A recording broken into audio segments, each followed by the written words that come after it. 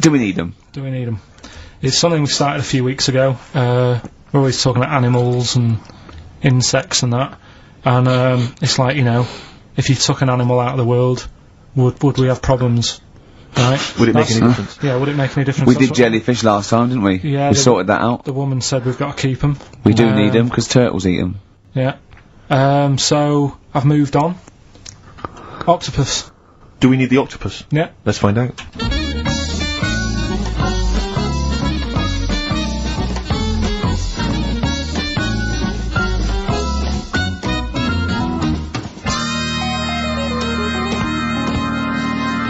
I'm working through a load of animals, right, that and finding out whether we need them or not, right?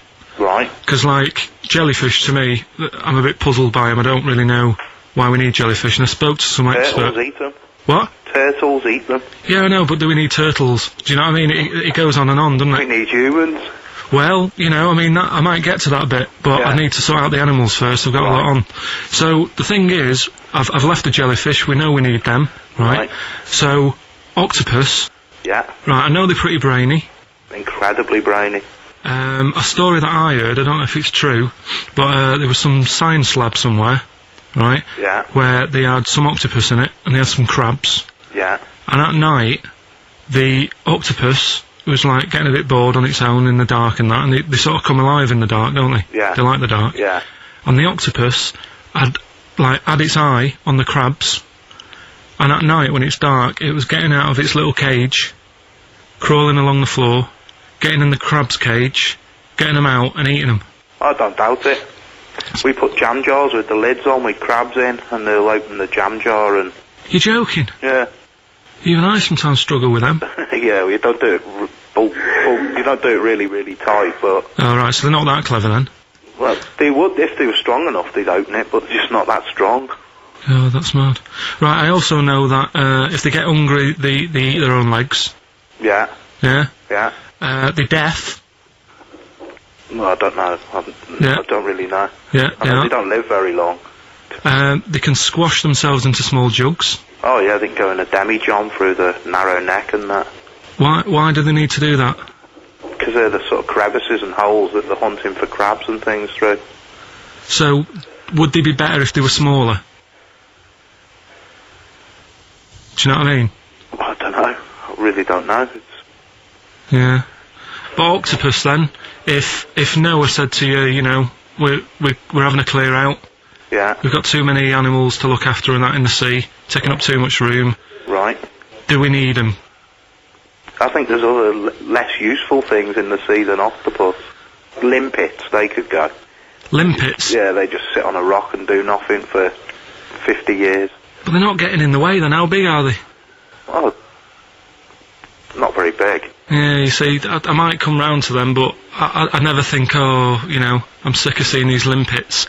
Whereas octopus, you know, crawling about, opening jam jars and that. You'd never see them though, they're really rare. Well, We get 2 or 3 caught a year, it's quite amazing. do we need them? Yeah. Yeah? Yeah. Well, we'll just have to keep them then.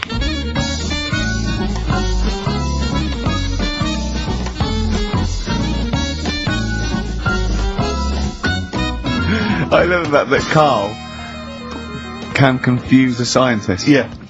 Yeah, because all systems of logic break down. I know, Everything they've ever even the learned. scientist was going, well, get rid of limpets. Yeah.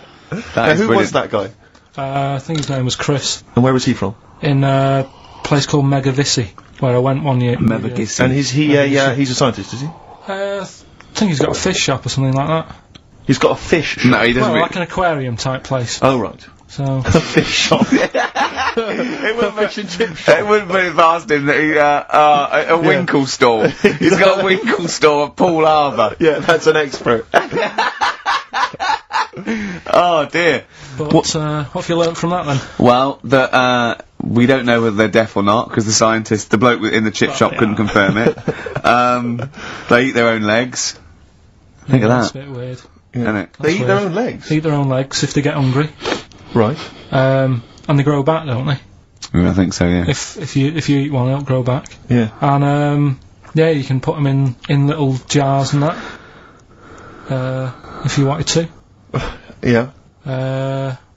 It's just a bit weird, isn't it? It's like, no, but do you know, like, you know, people have a go about being cruel to animals and that, but what he was saying there is, right, what they've watched an octopus do, they've got hold of a crab, right, so that'll be being stressed out because it's out of the water. Yep. They've then stressed it out even more by putting it in a jar, Right. which he didn't like, Which he did.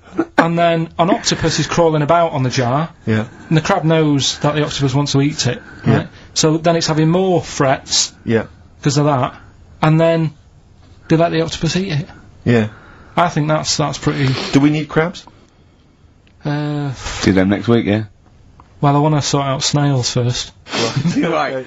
What's your pitch with snails? What do you know about snails? I know that bats eat them. They can sleep for 13 years. Right. Can you believe that? He said to me, snails can sleep for 13 years. And I went, right.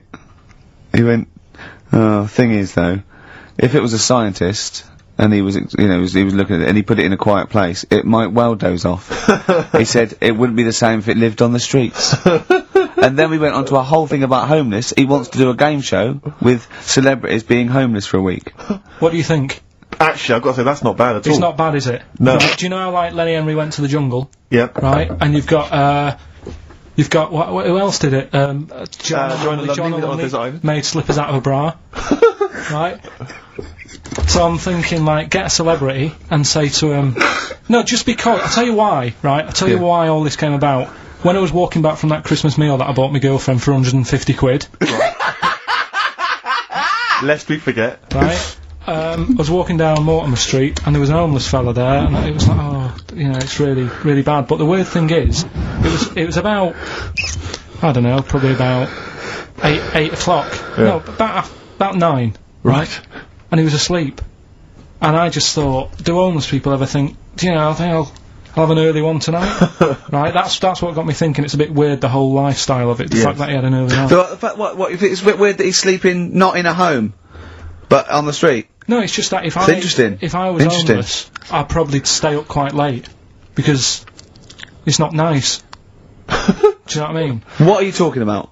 Just being homeless isn't a good thing, is it? No. People forget how bad it is. Yeah. Right. But surely sleeping gets you out of reality. They sleep because they're tired, they can't sleep very well, so they need all the sleep they can get. Yeah, but sleeping's nice if you've got a nice big bed. What, you think they can go, I'll stay up, I'll go to bed at 2, I'll go straight to sleep and I'll pop up at 8 when the alarm clock goes off? Well, it's just what I was thinking, right? So, I was thinking how bad it is, and it's, you know, especially this time of the year, you know. Yeah, it's terrible. It's the really worst thing. And to sort of give it some publicity and get a bit of help behind it, get celebrities, someone like Phil Mitchell, maybe, off EastEnders, who's a big fella, he can look after himself, put him in a shop doorway, have some cameras set far away in a building or something, they can film him, and it's up to him how he raises money for food to eat. He could sign autographs. Well, they wouldn't know him though, would they? Because you never look at a homeless person. You get, what's her name? Gail Porter. Yeah. Gabby Roslin. Right, yeah. Narinda from Big Brother. Yeah. Who else would do it? I got a game show Les idea Dennis, I reckon, got a game show idea called On the Game. And, what happens is, you get Narinda from Big Brother.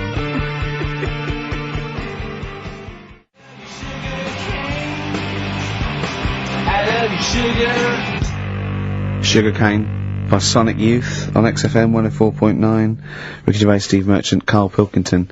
Go on, Karl. What's next? Are you going to do your war feature? What is it called? What do you think of that then? You do that now? It annoys me a bit, right? Because we said before Christmas that we'd come back with new stuff. Yeah. Gave you a title to work on, that Ridiculous. Right. You came in today, I said, have you sorted it out? You say no. Steve, you're having a go at me for wanting to get music out of the library for you. Yeah. You haven't got any new ideas. Sure. But you're dissing mine. I'm not dissing yours. Well, I'm a massive fan of them. Good vibe off you. Oh, I think that's very harsh. I just asked you when were we going to have war, do you think of that? I'm a big fan, I'm excited. Well, it's not that good, to be honest with you. Well, I disagree, it sounds brilliant. Right, well, it's a bit of a tweak of educating Ricky. Right. Just some information on wars. Yeah.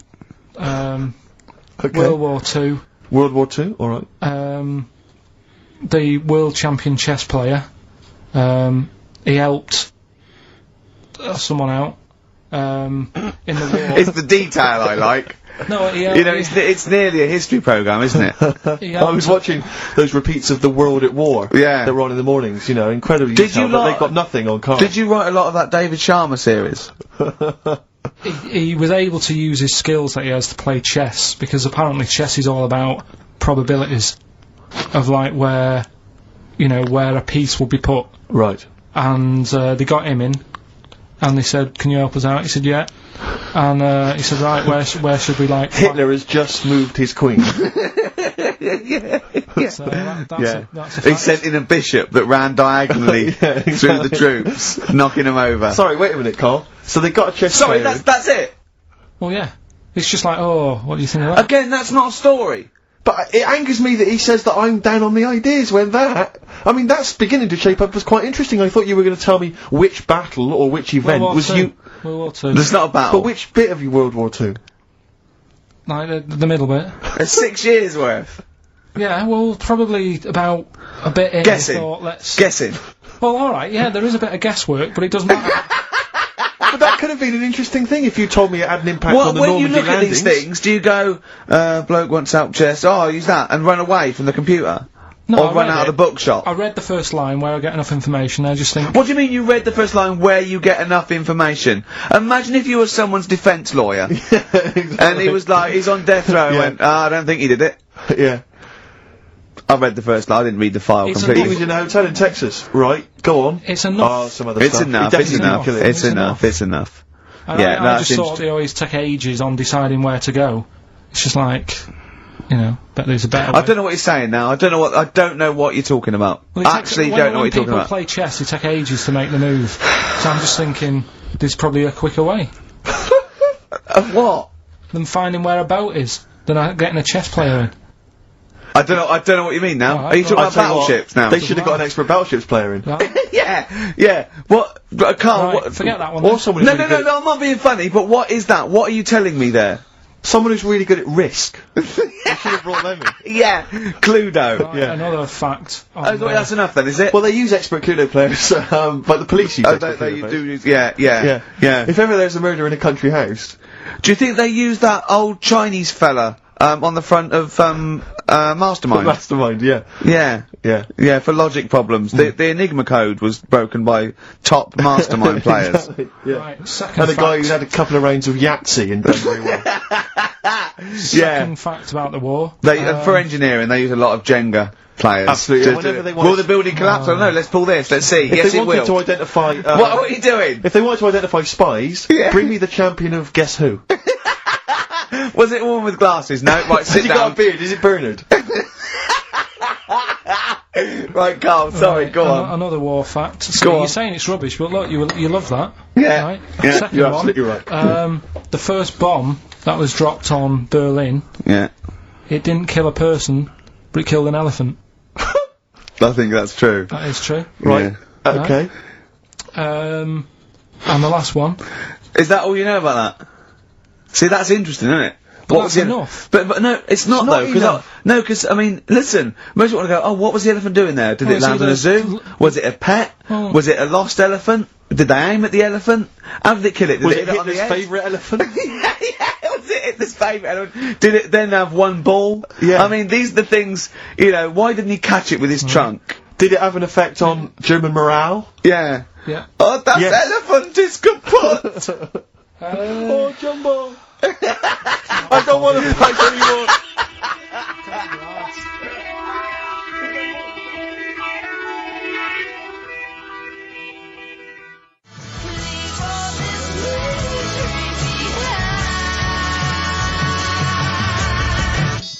Chewing breaks, painkiller on XFM.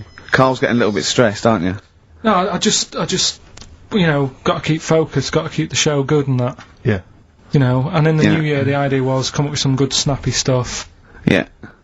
And today, I just think it's been a mess with you, to be honest. I mean, this is the sort of thing I'd prefer to do after the show as the producer. Yeah.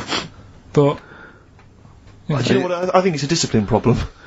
Is I'm not it sure because Ricky's got any. is it because I just put sellotape on your head? Well, that's a bit to do with it. But just, you know, let's just focus But on... I didn't put it when there was any hair on your eyebrows. I put it across your forehead. Right. What do you think of that then? Yeah. We've got one more bit left. Brilliant. One more fact. The French, right, when they were at war, David Sharma, I just imagine him just introducing it. Amazing. Which war was this? it was still the World War, One or two. World War Go Two. on, it's 50-50, go on. yeah. Right, World War Two, what the French did, everyone needs a code. Everyone needs a code. Yep. A code when you're in the army. This is and a Disney song. that, right? And, you know, to sort of give the go-ahead if you want to go into battle and stuff. Okay. Right? So, Needs a code. but the weird thing Game is, show. right, the weird thing is, do you know what theirs was? Go on. Do you? Yeah, I know what it is. It's So what a was bit weird. the French code? For what? To sort of say, right, yeah, go on. But they had more than one. on this day. But I don't know what day it is. On Alright. this day. Oh, what, it's like saying, what am I thinking of? What was the battle? What was the... Okay, so alright, what... Look at him, look, he's genuinely confused that I've asked this question. Right. It was... No! If you ask me a question, ask me the question correctly. What was the code for battle during what battle? World War Two. No, that's not a battle. That's a war. Yeah, it was in a war, yeah. I don't know what to do. He confuses people. Oh. Alright, okay, what was it, Carl? What was the Yeah, code? what was are the you French thinking code? of? Right. John's got a moustache. What are you talking My about? lungs are gonna burst. That was a code that the French used. You know, like, I mean, I just think it's a bit daft, right? Because you could come up with that by mistake. yeah. Two French blokes talking in the trenches, and they see a major walk past, and they go, "Oh look, John's got a moustache," and they all go and go, "No, I was just talking." What are you talking about? Well, the way... I don't think that's a good code. I'm not... I you don't know- believe it is the code. No, it is, seriously. And what? And It's would just it, would that it have we been, talked would it have about been it. said in French? Yeah. Okay. Yeah. But the weird thing- Guessing. Yeah. No, but... What? You see, I can't even be bothered. What are you saying, Carl? Because it's not a very good code. Do you know, like, we've talked in the past about, you know, things you don't see, and I said, an old man eating a Twix. You have to use that's safe. Because no one is ever going to see a man having an old man having a Twix. What do you mean? Well, use that as a code. Don't use a saying, John's got a moustache, that could crop up. And it's like the war's kicked off. How did that happen? Well, I said John had a moustache. Oh. Two French folks would never be saying John's got a moustache. Why would they? Because back then they were fashionable. He nearly makes sense, doesn't he? I assume it would have been Jean. Yeah. No, probably John. And how would this code have been? I mean, who would have announced I this just to read everyone? it. I read it like that, Steve. That's what was on the internet. This is a code that was used. John's got a Don't be moustache. angry with me. I know, but you're always asking questions. Because I'm interested in history. Yeah. No, you're genuinely interesting bloke, Carl. We'd like to know. I'd like to film you secretly. You know, like they do, like Nature Watch, when they put it in a badgers sort of thing, Warren, right? yeah. And they just watch it. I'd like to see what you do, pop around and go, I wish I could download the music in your head. Because it'd be, and you see something weird, you go, and then you read that and you go, and you write it down, and that's what comes out. John's got a moustache. I'd like to see next Christmas. Imagine the French, right, for their battle cry, for their battle code, to know it's going ahead, they're going over the top, is you never see an old bloke eating a Twix. Imagine that. Yeah, but all these things are things that I think in my head. Keep them in there. Do you know, like Please. before when I was talking about going out on, you know, Christmas Day, Yeah. having a meal on the way back, seeing a homeless person. Yeah. And then I think, God, that wouldn't be good. I don't know, TV show, right? You can think of things like that. When I saw the homeless fella, then I got talking to Suzanne about when I had to sleep in my car. What do you mean? Go on. Let's play a record and come back to Andy sleeping in the car. God, I can't wait. Play a song for the I lovers. was watching last night, Carl, on cable TV, 1987's amazing Sign of the Times Prince in concert film. It was dynamite. I thought to myself, how brilliant he is. It reminded me of the gig I went to see last year. He played this tune. It's from the album Parade. Okay, I don't want to discuss whether or not Prince is acceptable on XFM or whether he's a genius. He is a genius. That's the end. That's the end of the discussion. Play the tune. He's dynamite. It's a song for the ladies. I remember, I'm going to tell you, That's ridiculous. You see, you say Ricky Gervais doesn't put any work into this show. He's just done that. I'm going to tell song. Carl some amazing facts from the world of science, nature, politics. 4 are real. 1 is absolutely ridiculous.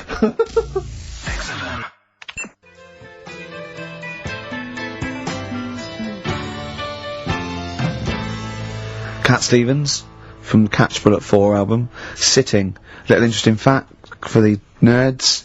We got it down to 2 songs to do this intro music to The Office. It was that one and Handbags and Glad Rags. We went for Handbags and Glad Rags. Interesting, isn't it? It is a fascinating fact, except of course I still feel we should use that one, except we couldn't because Cat Stevens' people wouldn't let us, or it was too expensive or something. I don't know. We re-recorded Rod Stewart one. That was too expensive. I still prefer that one. Yeah. Difficult. Decisions. Anyway, decisions. That's ridiculous. Right. 5 facts. Right. 1 is totally made up. All right. Just do 3. 3. And oh well, there's okay. Right. Oh, let's see. What shall I do then? There are more moves. Carefully planned. There are more moves possible in a game of chess than there are particles in the universe. You can't get any colder than liquid nitrogen. I think it's -273. You can't. It's impossible to get colder than that. The honey badger has got skin so loose that if you grabbed it by the neck, it could come away from its skin, turn round, and bite you out of its anus. That's ridiculous. Right, Rockbusters then. Wrapping it up. It needs some work, that game, but I see it's got a lot of mileage. Right, well then the first one, £42 for a torch. That's a bit pricey. Go on. That was D. Yeah. That was Daylight. Wait, I thought Delight, and I thought it doesn't work. second one. I also thought Delight doesn't work. Second one. There's no, wait. Dear Light, it doesn't work. It's Delight. Second one was. No, Carl, it doesn't work. Yeah, but if we're going to continue with this feature, you've got to tweak them a bit, right? People have got it. We've had loads of emails, more than ever. So, do you know what I mean? Let them decide. If they don't like it, they won't email in, but they're loving it. They've Right? all come from the same institution. Go on. He'll fit some chocolate to your feet. That was A. That was Aerosmith. Right? Aerosmith. You've Yeah. heard of a blacksmith? But a smith is just a workman. It doesn't necessarily. No, you can have anything. You can have a locksmith. A smith doesn't just mean it does shoes. Right. Do you think? Aero Cobbler would have worked. Unfortunately, there isn't a band called Aero Cobbler. Get ready with a winner. Do you think your kid will get that strawberry for me? That's Wilson Pickett. Wilson Pickett. You got a winner? give you that. I have to say that I don't know if these guys have won in the past, but they were the first people to email in. I mean, normally I just give it to anyone, but these guys, literally, you'd give them the clues, people Carl. get I'm Aerosmith? amazed. Everyone seemed to get Aerosmith. Everyone got D-Light, everyone got Wilson Pickett. I'm absolutely stunned. You know, they deserve it. They deserve the junk. Prizes. Right. So we'll give it to Jonathan and Louise, who, as I say, may have won in the past, but as I say, they were very, very quick. You've got to beat them if you want to win. And they're from Wrexham. Brilliant. So good luck to them. So that's I hope that they then. enjoy Jerry's yoga diet. Back next week then. Yeah. See you later. See you. God. I don't believe this. He's got 1 day. He's got it. Carl's really grumpy and all stressed because he didn't have the record. We didn't want to play so we'll say it. We didn't want to play a certain record he had lined up because it's rubbish. I know, but you do this every week. Because most of them are rubbish. So that's why we choose up. No, but 30 seconds to go on the track and you're saying don't want to play that. And you're going, oh, it's stressing me out. You're meant to be at our beck and call. We've got made you. We've made you. We got you out the gutter, and now you're getting greatest mind in the world and all that. That doesn't mean you can mess me about. If you were a doctor and you saved me life, Yeah. right? There comes a point. In a way, we have, Carl. Yeah. Where were you Go going? on, go on. before we Saying. came along? No, what was he going to say? He was going to say something wise then. No, I was going to say, right? If you were a doctor, Yeah. and you'd saved me life, Yeah. there's only so much that I could give back to you, right? Okay. What I would be can't unreasonable? keep- What would be unreasonable? Well, you know. Forget doctor, don't forget because no, the doctor's, that's its job, right? Supposing I was just walking along and I saved your life, I gave you a kidney, or I, resuscitated you, or I dived into icy water. What could I hope from you then before you start going, hold on, what would you be willing to do for me until you sort of got, lost your rag a little bit? Because I was asking too much. So, didn't I know you before you've, like, sorted a lung out for me? No. I just gave you a lung, for example. Well, I'd be a bit I'd be thinking, why has he done that? Suspicious! But what I love though, Rick, is the idea of you jumping in icy water to save someone, giving them a lung. I can guarantee if someone was lying on the floor screaming they needed your help, you'd affect a foreign accent and go, I know, understand, and run off. Do you know what I did once, right? We went out a few weeks ago, right? And some woman had her handbag nicked, and she was all distressed. He said, chase the fella, Carl. You stood there. Let's be honest. Yes, Imagine Ricky chasing a criminal. Look at his little legs. He'd never get anywhere. He started to run, and then he passed Starbucks or something and nicked it for a short. How did this turn on me? Oh, I'm a bad man because I don't give lungs away. No, because no one would want my kidneys or my lungs for a start. Did you chase the criminal then? I did for a bit. He walked. No, you didn't. Did you? No, I did a little bit. Yeah, we sort of spread out. We missed him. Where was it, and what was the situation? It was. Did you see a bag get snatched? It was. No, she was sort of crying, and she was running. Some blokes came in, sat next to her, and then just ran off with her purse. And you walked after them. No, they'd gone, Steve. They'd actually gone, but it was just like a bit distressing because she was devastated. I know how she feels as well because I had a jacket, and you think, oh, just got to find them now. Yeah. Where are they? Who are they? So she was really off her head with sort of like she was angry and sort of crying. Yeah. And it was horrible. It was horrible, wasn't it? Wasn't it, Carl? He's broken his mic now. Oh right, Play record. this This is Carl, what are you doing, mate? I don't believe this. There's only 2 weeks to go. These should be special. Carl, play the record. We've asked you to play the record. Like you. Play live.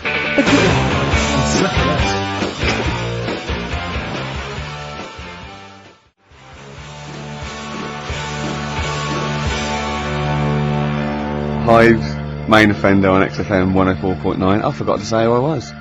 Go on, who are Ricky you? Gervais, who are you? Obviously, Steve Merchant. And who's that little fella over there, little round fella? Tiny little Karl Pilkington. The funny little thing from the Smash adverts. Say, then they smash them with their metal knives. Oh. You do? Yeah, you're right. He does it, doesn't he? Yeah. I was asking if I'd seen a rounder head than him, and that's the only one someone come up with. That's the only thing they got with. Oh look, you're actually a little bit stressed today, aren't you? Because you had to drink last night, didn't you? I had a couple of drinks. Yeah. I was down at Steve's night. He was doing a bit of DJ. Yeah. Went down the store. And that's why you're all grumpy. What? Did you hear what he just said? What? I was DJing last night, obviously that XFM evening. Yeah. Hour and a half. My friend and I split the time on the decks. Yeah. What was the word you just used? He went down a storm. We went down a storm. Right, 3 girls, I was walking to the toilets during my set, 3 girls went, you are a genius. Right?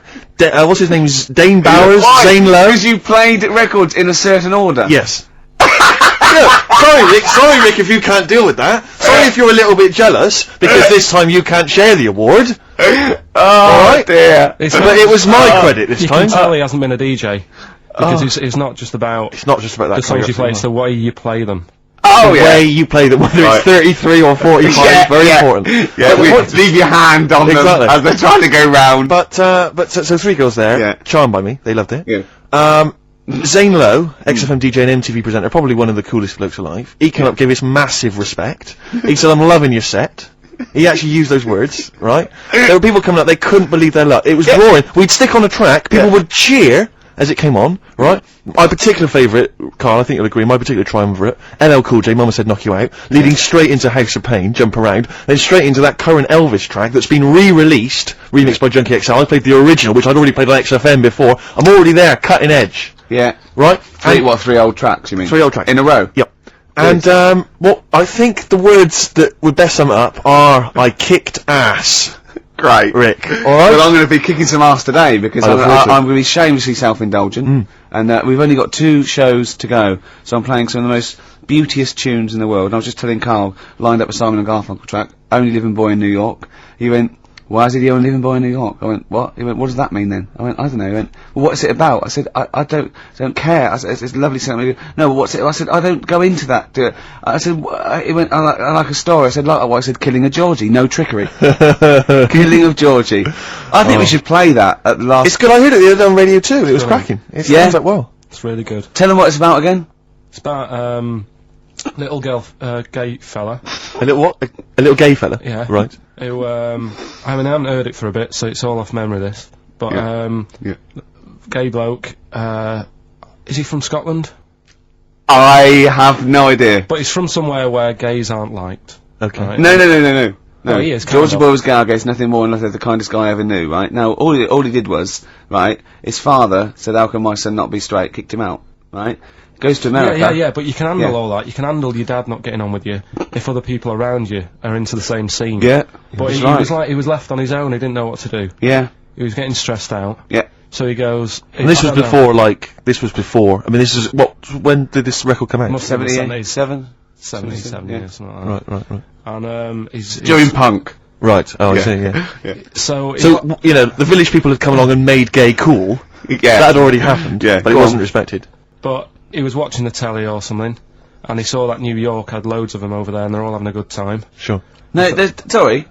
At no point in the song does Rod Stewart say little gay Georgie was watching telly and saw loads of gays in New York. At no point in that song. No, but this is what I like about that song. You sort of picture what's going on. You make it up. Yeah. Okay, so the little gay fella was watching telly, and there was presumably the and now from New York, the gay show. Yeah. Or whatever, because it was a big scene over there, wasn't he, in the 70s? Yeah. Okay. Right. Go on. So he goes over there, and he's having a great time and that. He's meeting... Went to New York Town, very quickly settled down, soon became the toast of the Great White Way. Yeah, they loved him. All the old queens blew a fuse. Yeah. Yeah. And then, I don't know, he was out late one night. Yeah. And he's walking home. Yeah. And gets attacked, gets killed, yeah. And he's lying in the They gutter. didn't intend to take his life, they just pushed their luck a little too far that night. Yeah, you see? So...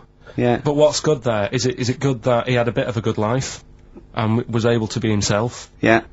Or should he have stayed in Scotland? He didn't come from Scotland.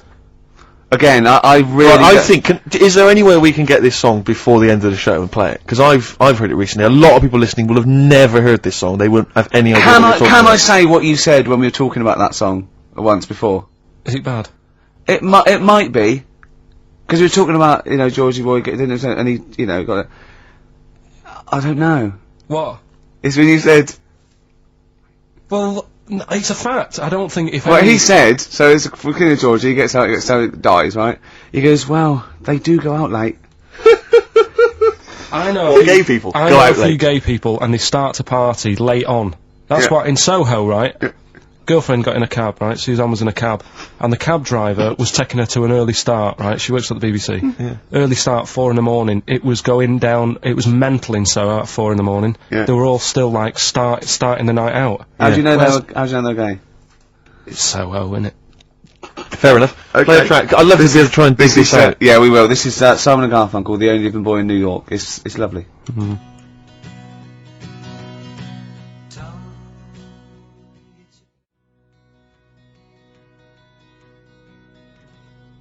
Only Living Boy in New York. Do you like that?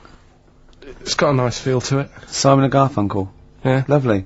Bit later on I'll be playing a Cat Stevens track. It's one of the most beautiful tracks ever written. It's called Lillywhite off Mona Bone Jack On. Look forward to that. We've got Eminem coming up. We've got the new Eminem single as well, and a big giveaway, Rick, lest we forget. I think we should tell them what that is. Do you think so? Yeah, well, we all went to the BAFTAs, as you know, and we thought we could get a good prize out of this, so we got some celebs Yes. to sign the BAFTA bag they gave away. It's just a nice big chunky sort of cardboard carrier bag, you know.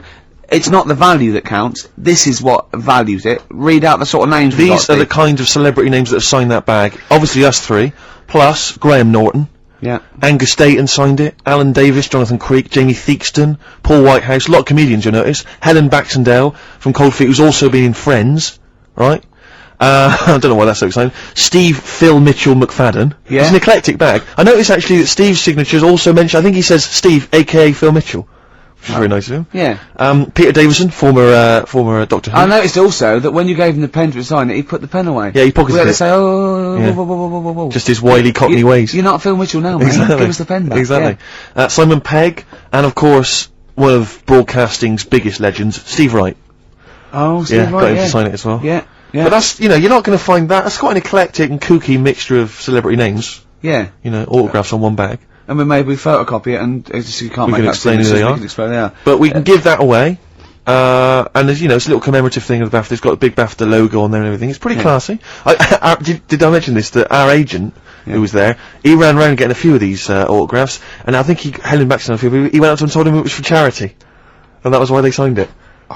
Which I think's, a little bit cheeky, but that's what agents are like, Carl. You've got to But then again, he didn't understand get anything from it. It's not like he said, give us £1. that. No, he just got. They just got a well, he said that as signature. well. he made 42 yeah, quid. exactly. So anyway, we're going to give that away. Is that a good prize? I think that's a nice prize, isn't it? It's a little commemorative thing. Carl, you're turning your nose up on it. No, it's alright, I wouldn't want it. Didn't he? Do people get you to sort of do campaigns on the radio, like drink Fosters? I wouldn't, but you can. Yeah, but look, I noticed on the big board here, it tells us that you can win signed and framed Chemical Brothers album covers on Sunday. Right, that's just 2 geeks who've signed that. We've got like We've got 3 alone in this room. Exactly. Plus, we've got some of the cream of Britain's light entertainment who've signed that bag. No, I'm appalled by you that you're just so disrespectful of us. No, but it's like how when I went to the BAFTAs with you, and I wasn't really enjoying it. You were I like, can't. He's what? No, You you didn't are tell such us an this. ungrateful. There were so many people. You're like a little charity case. You're like, I had God. chicks queuing up Yeah. around the block. You'd wanting usually to have to. I know, but I Someone told like you you. would have to write to Jim or Fix It or Esther Ranson to get to meet us sort of people.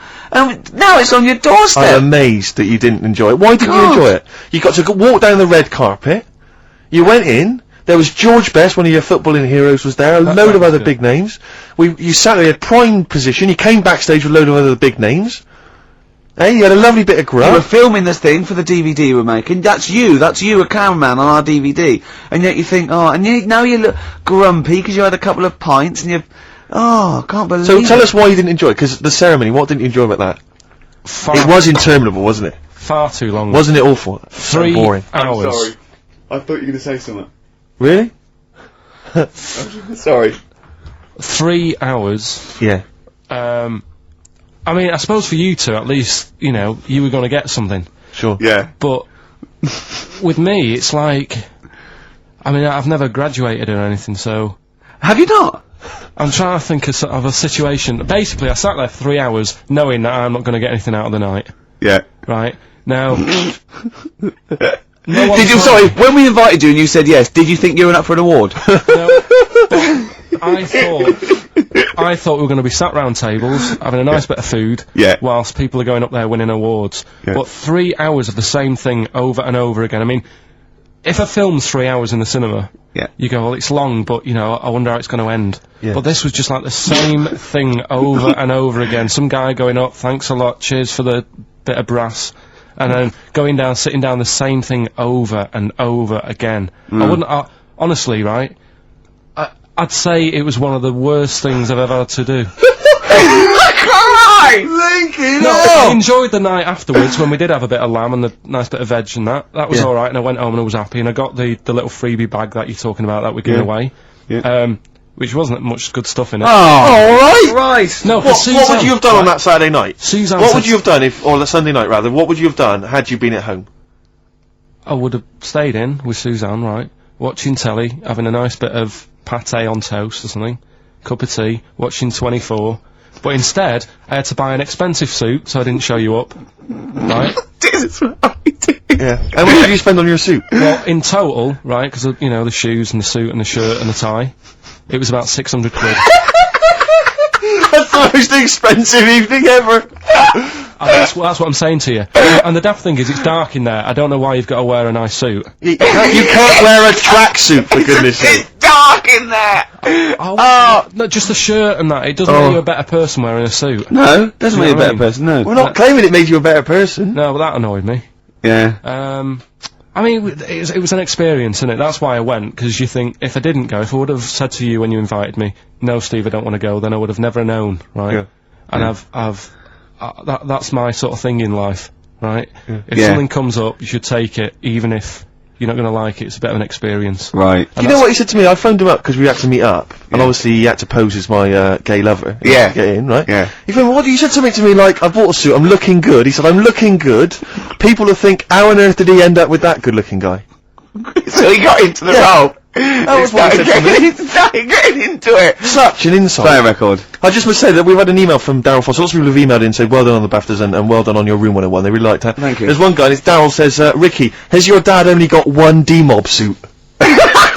Because I don't know if you noticed, but Ricky wears the same suit every single time he appears on TV, because he spent a fortune on it getting it tailor-made. I've only got one. It's a good suit, and I they wear it know. all the time. And it's winter as well, it's like a pure wall, so I'm sweating everywhere I go. Anyway, usually it's too much cheese. I won't be buying another. Huh? I won't be buying another one. Ever. now. That's it. Yeah. Yeah. Suzanne told me today, right? Because I've handed it in today to have the trousers turned up a bit. Why? Because it was a bit of a bodge job for the night. Yeah.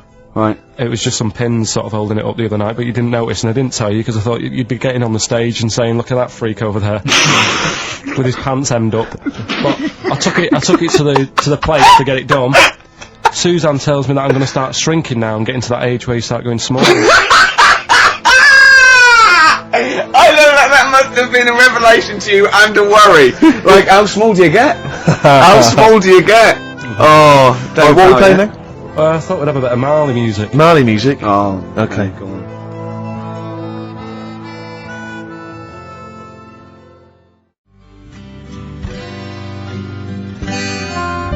Badly drawn boy and something to talk about. Well, it's a good job we've got something to talk about because we're DJs on XFM 104.9. I'm ready to Fair with enough. Stephen Merchant. Got there, Karl Pilkington. How you doing? Of course, you must have been excited at the BAFTAs, because we did bump into Dr. Fox. Oh yeah. Pleased with that. Yeah. What was the challenge again? I think the challenge was you had to shout Foxy. Yeah, the challenge was, it's sort of like Jackass, but wimpy Jackass. Carl was our cameraman for the night because we were doing the making of sort of series 2 where we've filmed ourselves sort of writing it and doing bits and pieces and going to awards on it. And it's on me, and my challenge, which I think, was it me that set my own challenge? You did. I had to shout Foxy and get him over. Yeah. And I bottled out You about bottled? 5 times. I just thought he was talking to someone. Yeah. I just thought, and then I did it, and where's the victory in that? Yeah. I shouted Foxy, and he came over and went, alright. I think, where's the victory? I remember Just say dive off buildings and things. I was a little bit taken aback though, because even though he was joking and mucking around, he was swearing. You don't expect that from Foxy. Oh, behave. He was off Oh, duty. no, he and was, I mean, he's a- more than wrong, but he didn't expect it to, because he seemed like a lovely bloke though, but he has is. got an enormous head. I mean, I'm not gonna, But I've I'm got not a problem with disrespecting that. him, I think he's a lovely guy, but Yeah. his head is huge. But it's in proportion with his big body as well. He's a chunky wombat of a man. True enough. And It was a so am I. It was a problem getting him on screen. Sure, because of the huge head. Yeah. I was struggling. No, I know. Well, I know that pop idol people have worries about that. They had to get special lenses. Yeah, yeah. I love the fact that us 3 freaks can take this out of anyone. Stop there though, Rick, because I was on TV briefly. There was a thing about The Office on Top 10 TV Bastards on Channel 4, and I appeared on there briefly talking about the show. And there's this girl who's a girlfriend of a friend of mine, and she's like, I saw you on TV last night. I went, yeah. She went, I'll tell you this, you're better looking on TV than you are in real life, and that's good for you.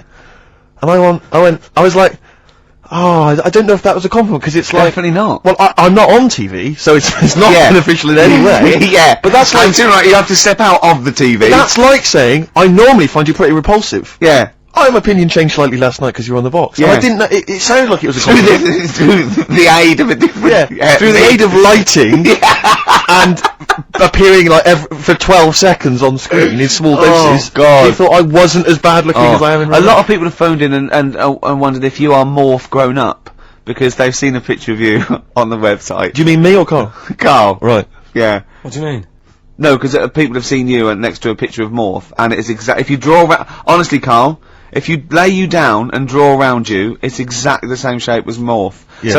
Or the Pillsbury Doughboy. Or yeah, gingerbread man. You do look like a gingerbread man. That's great. Oh, I love Carl. We think you're brilliant.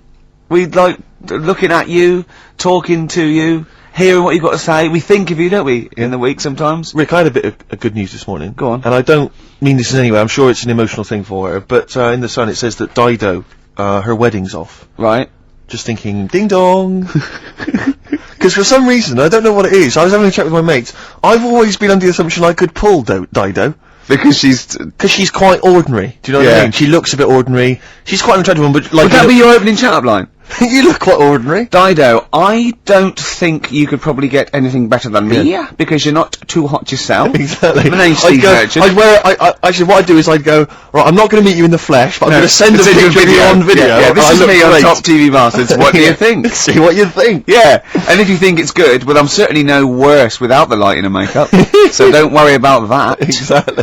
Oh, Dido. Have a little bit Bowie. What was your thing about Dido? That she's like a kind of... She's a bit like a receptionist. Who got up and sang once, because she didn't know her tunes, and a bloke came up, hi, I'm Gridlin Records, I'm thinking of releasing the CD, and it just goes mental. Exactly. Everyone buys it. Yeah. Which is good though, isn't it? But she should be doing photocopying or filing, do you not think? Just the way she looks, she's got that very kind of suburban the whole look thing annoys me. Do you know there's another Pop Stars thing starting?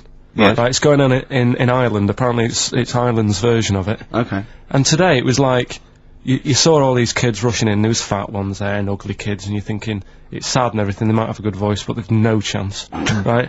And there was a woman there who looked a bit like Britney, and the bloke, straight away, before even hearing the voice, Britney lookalike over there, go and get her in, give her a ticket, she's through to the next phase. And it's just annoying. Dido isn't beautiful, but she's nice enough.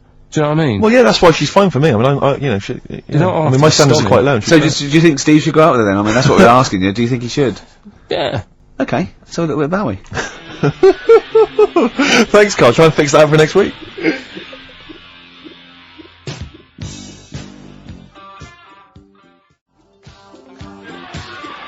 Fashion, David Bowie. We were doing a bit of voguing, sort of cross with body popping there, weren't we, Carl?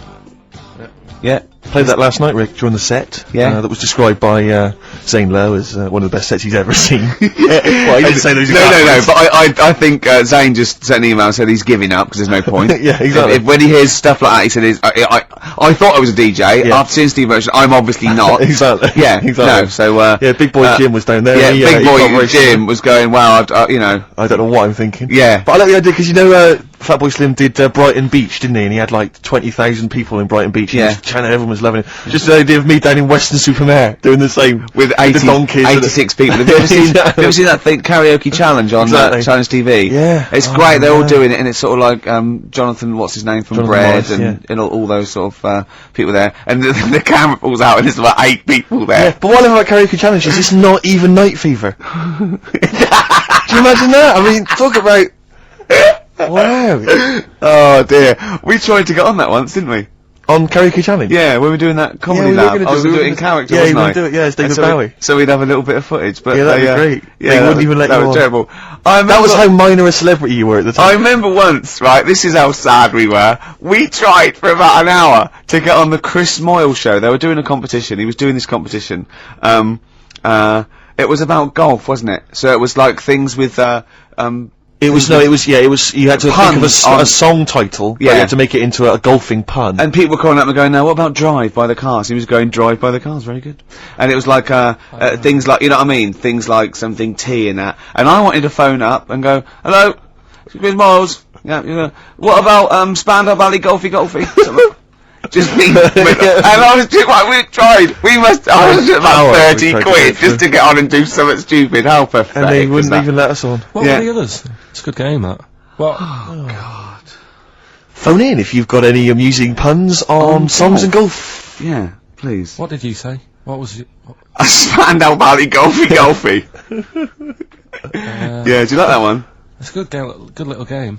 Yeah, you're thinking else? of what you're doing, Carl. What you're thinking on the radio. That's what you're doing. It's a first. You're actually broadcasting thinking. Can we just be quiet and just listen to Carl think? Yeah. Oh. Anything? Got anything there? Any golfing puns? You know, some people say, Carl, it's impossible to catch yourself not thinking. Now, I reckon if there's one man in the world... Hole in my shoe. That fella in the young ones. Hole. And there's one on a golf course. He's got a little, has he got a little cold as well? Cause you're... Yeah, well, I was telling, Steve before I went on the tube last Saturday night. Yeah. It kills me. There's every time I go on the tube, I just get full of a cold and everything. I'm full of flu, and it's down to going on the tube. Is it? Someone told me that every time you go on the tube, it's the equivalent of smoking 2 cigarettes. Really? Because of the sort of gunk and pollution down there. And have you heard the other one? And I always smoke 2 cigarettes on the tube. Yeah. Yeah. Because of my nerves. Yeah. Well, what's the name one about the, Oh, here you go. all like the hairballs that are in the tubes? Oh, Because yeah. of, like, people stood on the platform, trains go whizzing past at high Yeah. speeds, Yeah. right? Takes a bit of your hair off. Don't say anything. What, you mean don't question the science of that? No, he means Because of my it doesn't head. affect him. Oh, I see, yeah. Right, and apparently they all get caught up in the tunnels, and they have to like clean it out now and again because there's big hairballs on the lines. It's On the lines? on the train lines. Right. Yeah, it's a terrible place. So that's why I'm all bunged up, and that's when you came in today. I was like looking on the websites to see how much badness there is down in the tubes. Yeah. How much badness is there? Oh, loads. Is there a lot of badness? If you know how much badness there is on the tube, call in 08700 What sort of things did you 800 find? 1234. How much badness is there? It was just about, you know, the germs, so there's no fresh air, and that's why I was asking you about people committing suicide on trains and that, how often it happens. And apparently 2 people a week. Was it two a week or 2 a You day? should, it's 2 cigarettes. How many people is it? 2 Oh, wait. people. 700, 800, 1234. How many people per cigarette is it like killing yourself on the tube? Call in. 2 people a week try and kill themselves or something Right. on the tubes. Really? Bad, that, yeah. Yeah, it is. Terrible. Should we play a record? If you want. Have we got the big new Eminem single? No, I was gonna, We'll tease them with that. We'll play that a bit later. We are going to play it though. We're going to play the new Eminem single. We will. Plus, of course, obviously, we've got this big celebrity bag to give away as well. Oh, Bag of yeah, celebrity let me just images. do a quick Well, no, play let's record and I'll play explain record. We'll the competition after that. Doves. Doves would be good.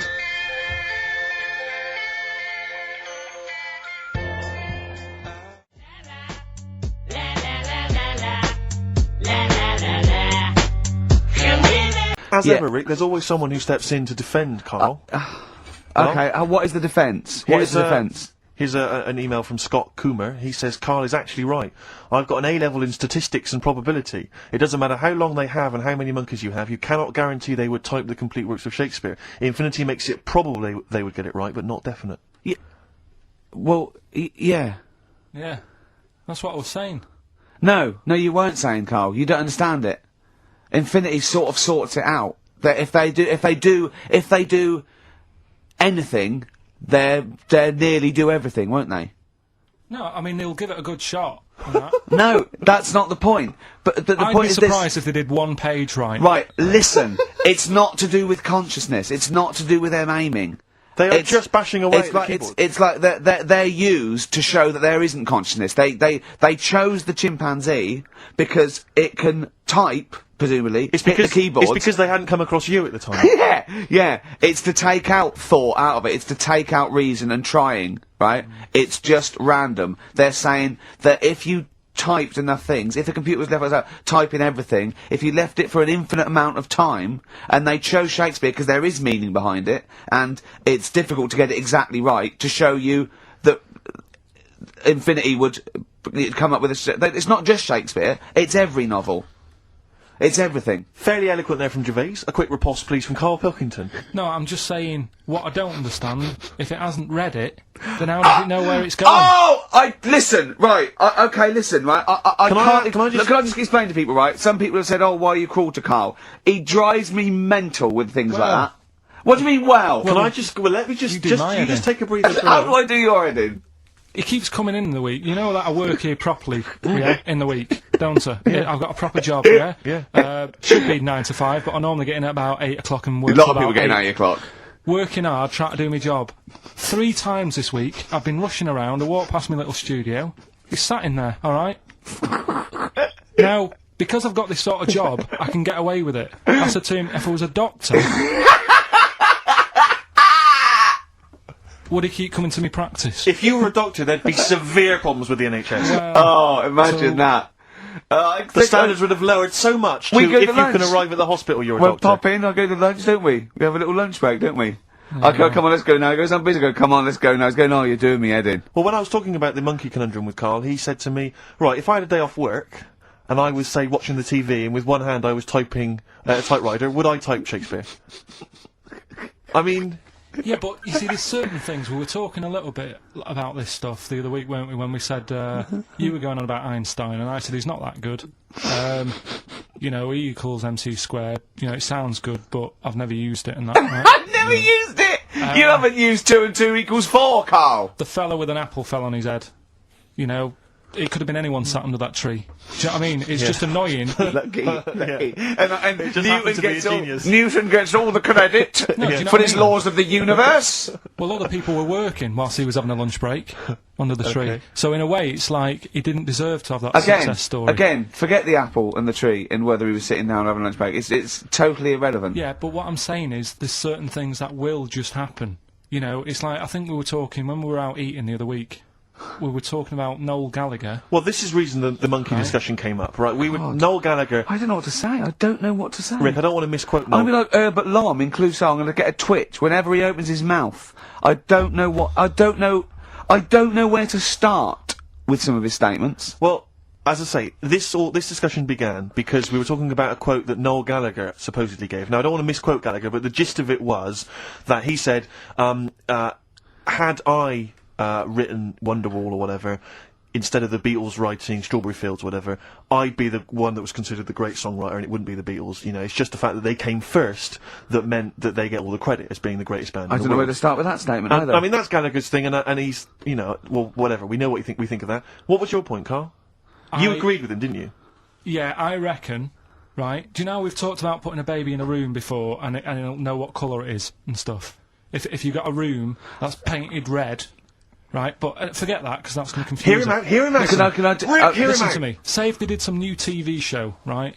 Like, what's that film with Jim Carrey in where The Truman Show. The Truman Show, right? So they make up a little room, and some woman has some kids, and you say, right, let's put the kids in this room, and they don't know what's going on outside. They don't know anything about, like, EastEnders and that. It's like their little world, right? They don't know anything that's gone on. How could a child survive without EastEnders? Right, listen. So, you sat in the room, right? And then, when they're all asleep, right, Wait for this bit. someone Have you heard this? Yeah, bit? wait for this bit. They're all in a room. Yeah. They're asleep. someone pops in, puts a guitar next to the bed, right? Nips off out again. They wake up in the morning, and one of them goes, "What's this?" They don't even know it's a guitar because they've never seen one, right? They're talking English though. Yeah, We just left guitar out of the vocabulary. right. So There's plenty more to come. one of them will pick it up, and they'll go, "I don't know what it is," and they'll start strumming. They'll go, "That sounds good, doesn't it?" Give them a few weeks, they could come up with "Hey Jude," whereas typing Shakespeare, a monkey that can't even spell, I see that. can't answer it. Can't I answer might it. come with you, Rick, if that's alright. we've got to sort out that Christmas special as well. Yeah, no, sure. Alright, I'll see you later. Well, I'm shooting off then as well. Cheers, Carl. Yoshimi battles the Pink Robots on XFM 104.9. Before the ad break, Steve Miller Band, Fly Like an Eagle. Great track. Lovely to hear that. Brilliant track. We're not scared of playing that sort of stuff, are we? Indeed. We've got some great... I think we're underestimated here. People think we're just like, two guys and a buffoon in a room. But we're so much more than that. We try and put together a whole package for them, don't we?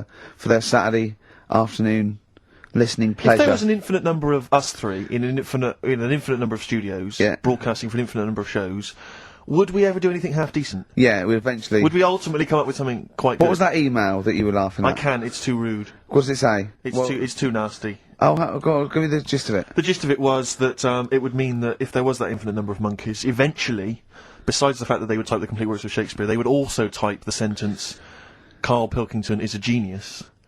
But the email also said it would also type, "Ricky Gervais is a..." I can't say the word, but, I know. yeah. But the number of times they type it and write, Karl Pilkington is a genius, and Ricky Gervais is a cund.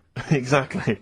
Yeah, that would be there a lot. Yeah. Before we carry on with anything, I should just tell you, we're on the subject of emails. There's one emailer we're always looking forward to hearing from. Dickers! Richie Anderson! Dicky Docky Doo! Richard Anderson, thanks for emailing. He's and, my biggest fan. he's now. one of the biggest he fans. Absolutely loves me. but not afraid to offer some constructive criticism. Go on, That's the what's he great said? thing about Dickie. And from Anders this week, he says, "Ricky, I'm lazy, I talk nonsense, I'm badly organised, and I believe in ghosts. Can I have a job working on your show?"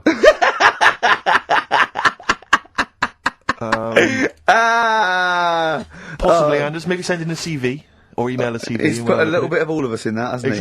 Oh, I'll ask you if he's a goggle-eyed freak, Steve. All right, calm down. Well, no, I didn't mean there's no need to get insulted. No, I didn't No need to necessarily get mean nasty. you, No did need I? to get nasty. Well, Also, I was thinking about that actually, Steve. Oh God.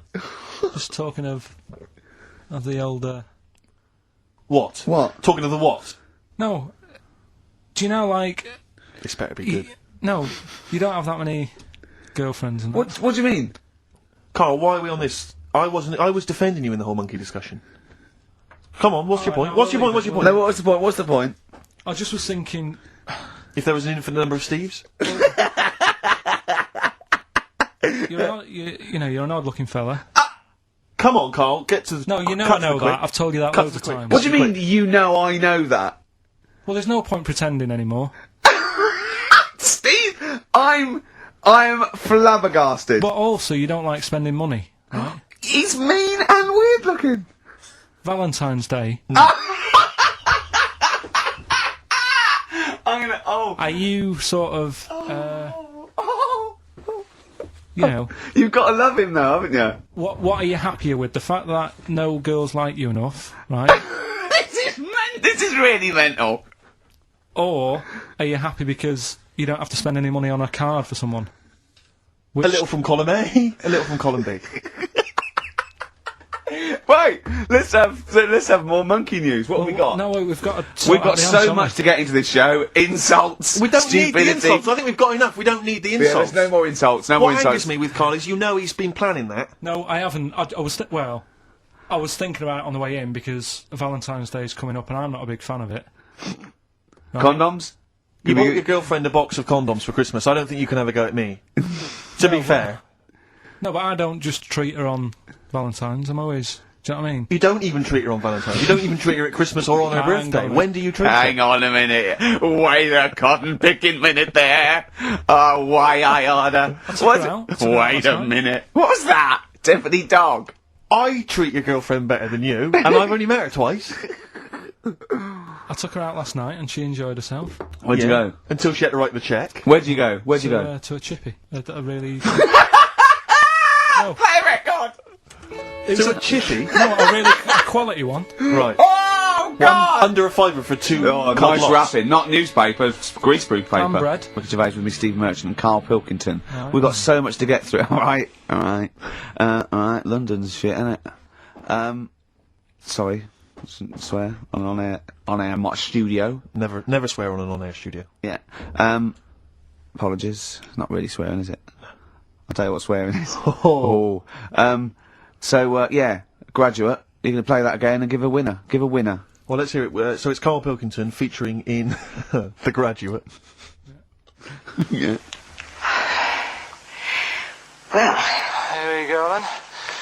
So, you ready for it? I've brought some condoms from home that Suzanne got for Christmas. Benjamin, What? will you bring me a hanger? A what? A hanger.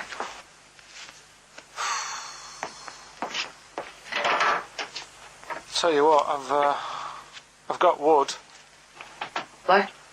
Just saying, I've got wood. I've got metal ones as well. What sort do you want? Either one would be fine. All right. There you go.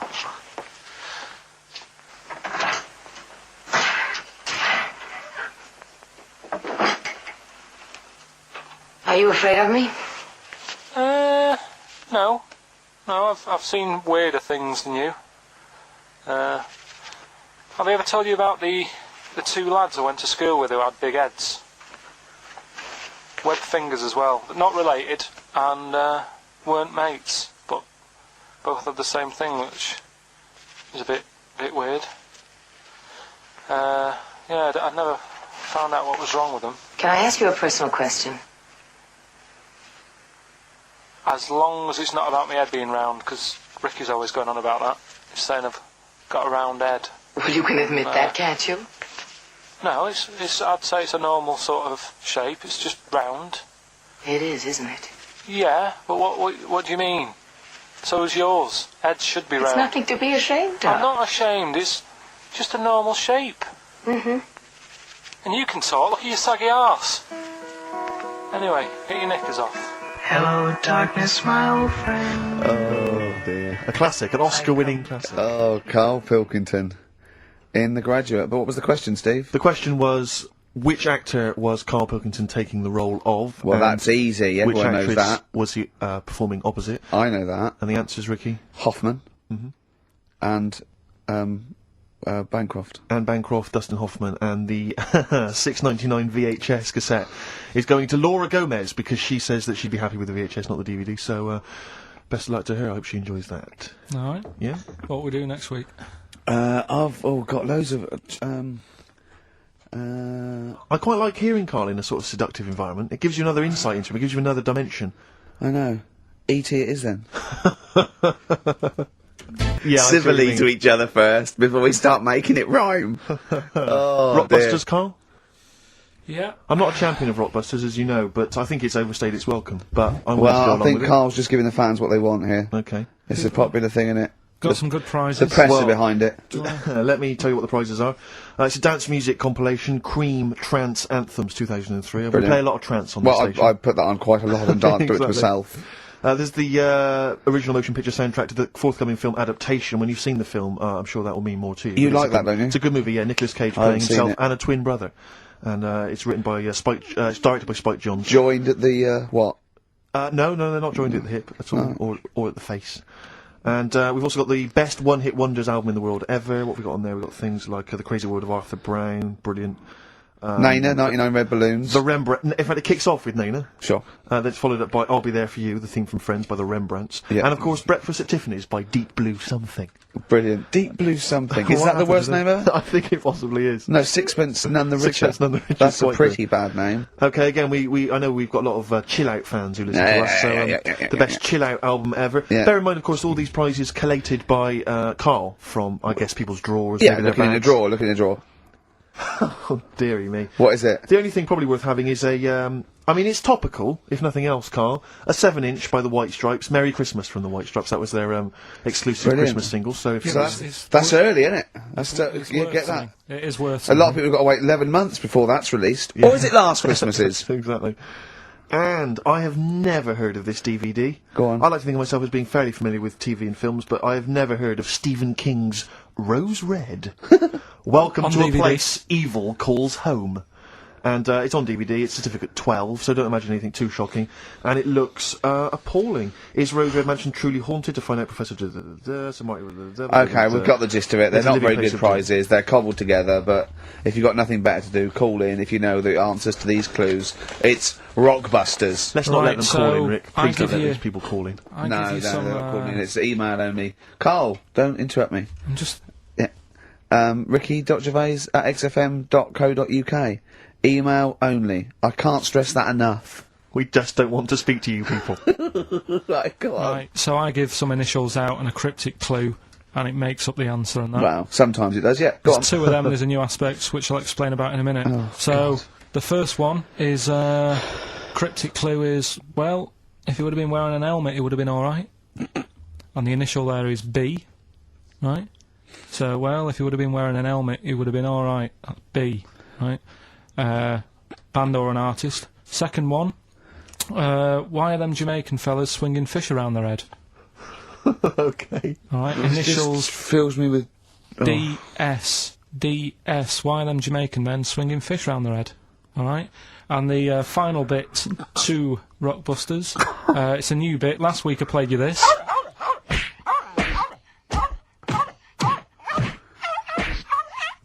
His face goes along Right? with it. That's someone beating up a dog. That was Smack My Bitch Up. Right. So here's some sound effects and that, and they make up a song.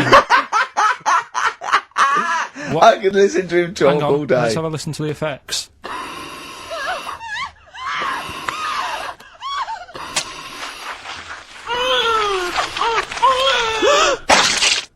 Right. Terrifying. Right, I told you not to play that one. It's rubbish. No one will get that. Well, we'll see. I heard that. I can't always go. So what do you think? I said it's rubbish. No one will get it. No, it's not the one you think it is.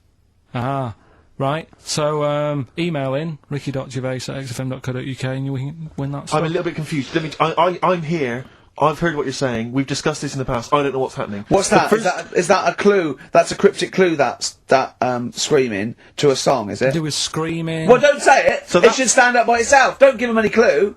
Hang on a sec. So this is the name of a song. It's not a band or an artist. Yeah, the sound that's- effect. So the song. first two are bands or artists, and the last one is the name of a song. I said we should have.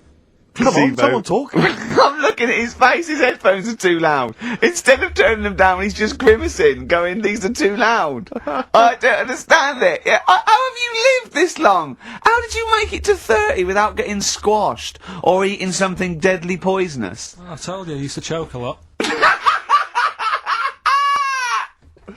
We've had an email from. Placebo, the bitter end. We've had an email from Andrew Forrest, who has just simply entitled it Karl Pilkington.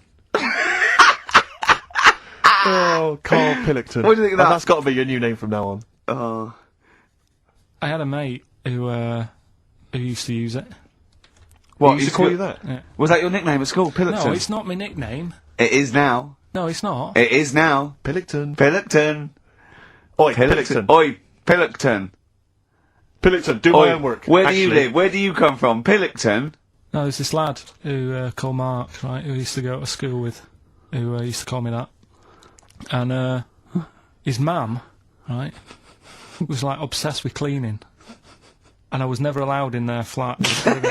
He makes the place look untidy. So she used to, I don't know if it was just me or all his mates, but I used to turn up and she goes, "Yeah, he is in, but you know what you've got to do?" And I used to have to go round the side of his flat, and he had a computer, right, which I used to play. I didn't have one at that point, but he had one. And I used to have to go round the side of the flat and stand at his bedroom window with his window open, and I'd be sort of leaning in playing the game. You are joking. I'm not, his mum- You had the weirdest upbringing I've ever heard. The things you were willing to do is the strangest. What is this town like? No, I stopped going once Was I there got my always own. music? Right? Do-do-do-do-do-do-do-do-do-do-do. There's the horse in the house there. Oh, look at these two kids with big heads and webbed feet. All right, Ronnie. All right, Reggie. What was it like? She was It obsessed. is like you've grown up in a cartoon made for children. Yeah. No, his mum was really obsessed with cleaning. Can I play through his window? I used to. Put these Mrs. marigolds on. Ramsbottom, can I play through Mark's window? Aye, you know what you have to do.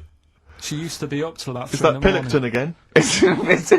What do Have you mean? washed your hands? What up till 3 in the morning? She Washing. used to be up doing the tiles in the kitchen Washing until 3 in the morning? at 3 in the morning. And for ages and ages, that's saying that out on the tiles. I used to think that came from, like, his mum, because she was out, like, cleaning them late. So till I was about 13, I thought that saying "out late" on the tiles Yeah. was And now you're not confused by anything. well. There's no misunderstandings in your life now, is there? So what he was allowed to walk in and out of the house, was he? No, he was all right, and he used to come round to ours a lot, and my mum used to get these pies from Hagenbach's, right? So I don't know what that is. it's at that bakery where they used to chuck the cakes out the back. Oh, I'll yeah. tell you about. Yeah. I Oh, used and to you come at round. 6. You at 6. He loved it, but I could never go round to theirs, or if I did, it was like, well, yeah, he is in, and I'd go, all right, and then I'd walk round the side of the flat, stand outside, Why did you ever knock at the door? Why don't you just go around and knock on the window? just to check he's in, because he wasn't always in his room. You If he say was it in was the a- lounge, he'd have to go to his bedroom, and then that's You where say To he'd meet chat. you. This is the strangest. And you'd play a computer game through the window. You say it was a flat. It wasn't like a 5th story one, and you had to get in one of those kind of cleaning contraptions and Well, like it's- winch your way up. On the I first love the floor. idea of that. So, Oh, Pilkington. so, Right, we're done so what, Westers? he What, told have you got me any chimpanzee that? We've or got monkey news still to cram in the next. Like, Let's do monkey 25 news now. minutes. I No, need some monkey no, news. I think we've done enough here, right? What do you mean? I think we've done enough here. We'll play a little song, eh? What? Play the verve. Screams. Sparky Stream, Teenage Fan Club. I'll tell you, I'm sick of the screaming, Rick. I'm sick of that. I mean, no wonder Carl hates you, and that is the word I don't use often, but he does, and I've spoken to him in the past, and he loathes you. Monkey news. Give us one of the screams so the audience at home gets a taste of it. I'm taking my headphones off. No, and I'm not stepping going to away. scream. Go on, let's see what... Right, that come wasn't on. what you were doing. Was it worse than that? Yes! Right, come on, monkey news. It's not called we're monkey news. It's not called monkey news. Chimpanzee, we're not going to pack all the monkey stuff in. We've got a quarter of an hour. What other show can say that? We're not going to pack in all the monkey news. We've got 15 minutes, but we can't get all the monkey information in. Right, come on. Well, you're gonna love this one, Go on. Let's Is have, there... let's have the jingle. Oh, chimpanzee that! right? I don't know how recent this was, Oh, God. 17th century?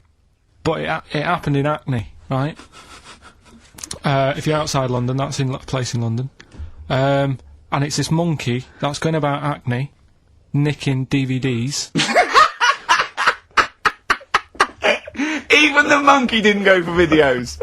Even the monkey knew, well, there's no point in getting on VHS. The gradual on VHS. You're having threw it back. Right, and there's a girl called Lisa who works in our office here, right, and I mentioned it to her because she lives in Hackney. I said, you familiar with this? And she said, oh, I remember something about it, which annoyed me. The fact that a monkey's running riot, but she didn't know the full story, and she lives there. What do you mean a monkey? Do you mean a chimpanzee? Or a monkey? I don't know, is he a zoo in Hackney? Is there a zoo there? I don't know what sort it was, but it was like... Is there a zoo in Hackney? I don't know, that's what I was asking. So, Right, get on with the story. So anyway, yeah, it's been robbing stuff, and the other bit that really puzzled me, right, is the fact that And you're not easily puzzled by monkey news? they took fingerprints. What do you think about that? Well, they took fingerprints, presumably because they didn't know it was a monkey to start with. No, they did. They saw it, nicking stuff, and they said, get fingerprints. So that means there's more than just one doing it. I'm gonna have a heart attack. He had to fax them to Interpol. Yeah. We know that is, It's Brian the monkey. Yeah. Yeah. So Sorry, I that's- don't. He was stealing DVDs, specifically DVDs. DVDs, I think it said watches and stuff. What, breaking into homes? Yeah, in Hackney. Maybe. Are you sure it wasn't a kid with a mask on? No, seriously. How was he breaking into homes? They go Up the drain pipe. They're good, aren't they? They're good, aren't they? But how would they do So that? is that the news? Well, how much do you want Is that monkey news? for this week? Well, I don't know that it's true. Again, I've got nothing to... There was other stuff. There was another story that I found about a monkey, but I would like to know from someone if in Hackney if... Do you know what I mean? And I missed that one on Crime Watch, which would have been good. Right? But there was another story about one that kept getting on buses, not paying its fare, Not it's fair. and just sat in a corner reading the paper. Reading the paper, Carl. You're an idiot. But that wasn't in London. You're an idiot. That was in America. It wouldn't read the somewhere. paper. Why would it read the paper? Because it was its way of sort of going, oh, well, if I'm reading something, maybe the inspector... The inspector will notice my hairy hands. Oh, Carl, you're such a fool! Well... Pilkington. Carl Carl, we've just Pilkington. had a news flash that an infinite number of monkeys in Hackney are nicking an infinite number of typewriters. Yeah. We don't know what for. At this stage, we've got no more information. And they've taken back an infinite amount of graduate on video. Athlete and Westside on XFM 104.9, sunny day, 2007. It's going so well, wasn't it? Yeah. Going so well, but Ricky then, Gervais. once again, the English language tripped you up. The mouth with the tongue lips was Exactly. all over the brain and talk. The brain and talk through the throat. Oh dear. Oh, language is his tool. So, Rick, I think we should do some introductions, because I think it seems to me every week everyone knows who you are, because you're, the face of the moment, but they forget who, me and the K-Man are. Well, with me, Steve Merchant, Hi.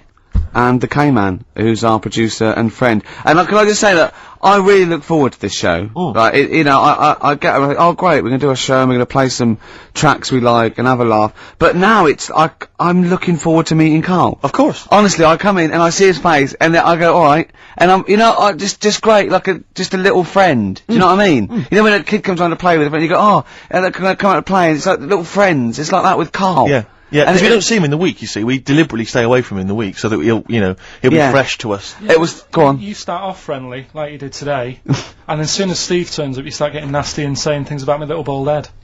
No, I said, look, okay, right, listen, let me explain. Carl was making the tea, and you know those bins, the sort of like a round sort of Metal Mickey type bin that you can take off the thing? I went, oh, that would make a good little helmet. It would make it look like Metal Mickey because it's the same shape as his head. Sure. Right? And I put it on and So far, so good, Rick. No problem there. That's just two mates having a laugh. right. You're putting a bin on another man's head. Right, it's right. So I put it on, and the swing bit, through gravity and the angle, swung and hit him in the nose. Sure. Right? He went, ow! And I went, I said something like, it's alright. Yeah, of course, because you were being amused. Yeah, I said, it's alright, don't worry. Yeah. And he went, no, I've just washed my hair. Yeah. That annoyed me. That did annoy you, sure. Because there was lots of, like, shit and coffee and horrible, gunk. In his hair, or? No, in the inside of the bin. Sure. But what annoyed me is, he's hardly got any hair. Let's be honest, he looks like Moby. Yeah, so I said, I took the bin off. Yeah. And I was having that, and I thought, you ruined my fun, is what do you you know thought. what I mean? I said, what's your hair? I said, we could do that now in 30 seconds. Yes. And he looked at me like I was in the wrong. I know. Rick, that annoys me about him. I know. That doesn't annoy me about him. But otherwise, he's like childlike. Yeah, You know, in so he's many other great. ways. He doesn't understand that he's hurting your emotions and your feelings. Rick. But also, right, we were playing football, so come and play football. Right, and so we were playing Was that football. just in the office, or? Yeah, just in the Right, office yeah. before he came, right, as well. And, we were sort of kicking it back and forth, and I started kicking it a bit hard. And, but he was quite good. I said, this is great, right? And, we finished anyway, because we thought we'd break some. And, I went, I bet you were quite good at football, weren't you? And I actually thought he looked like quite a natural, I thought he'd be good, he's from the north, and I thought that's all he'd have. Yeah, I mean, exactly. And he went, I said, I suppose you're quite good at football. And he turned, the quickest flash, I went, I've scored once. Right? He said, and that's because I was being chased by a bee. And I went, save it. Yeah. He went, no, I said, please save it, because I want to tell Steve that. No, you can continue now. Please tell us the rest of the story. You've scored a goal once Well, because you're being chased by a bee. Yeah, you've done it now, really. I was on the, There must be more to that story, man. I was in the school team. I wasn't that good as a kid at football, to Right. be honest. Mainly down to, I think it's because my dad wasn't into football. Right. And I think that's the way it works, isn't it? If your dad's into it, then you could be a footballer when you're older, Sure. Yep. because you're into it. And, so I was in the school team because I got on with the other lads. And they let me in the team. Popular guy, yeah. Sure. And, yeah, I was stood there doing nothing, because I didn't really know what to do. I never knew which way I was meant to be shooting. Yeah. Got all that messed up. Yeah, that is a I problem. just stood there, right, and with my hands behind my back, and something landed on me, on like this part of my thumb. You can't just point, it's radio. It's this bit here, Right, yeah. The base of fleshy your bit, thumb, the yeah. fleshy bit of the Fleshy thumb, thumb. yeah. and I thought, oh, what's that? And I looked down, and Is it it was a a bee. thumb? Oh, it's a bee, It yeah. was a bee on me. So I start running, Yeah. try to get away from it, and bees. Actually, something interesting about bees: more chance of getting stung by a bee in windy weather than any other sort of weather. That's incredible. Anyway, so I'm running away. And he said there was no more. Extraordinary. I've already learned many, many things. You're being chased by the bee. It's So windy. I'm running. It's on your thumb, is it still on your thumb now? It's sort of gripping onto me like a stag beetle. Clever. I love it. Oh, Or a bee. yeah. So I'm running, and I'm running towards like the goal. Yeah. Oh god! And the ball comes to me. Yes. Wallop, get it in. Brilliant. What happened to the bee though? Did it sting you? They die, don't they? I mean, ultimately it died, sure, but at that particular moment, I did mean, it sting you? this was probably about 20 years ago, so I imagine. No. Once a bee stings So you, did that's it sting Yeah, but did it sting you? Yeah. Right, that was the question. When did it sting you? When I was playing football. Carl, do you mind me asking, you say you're on the school football team. Was there just 11 boys at your school?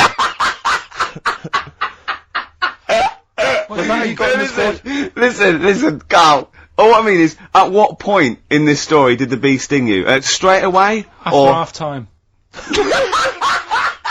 Play a record, man.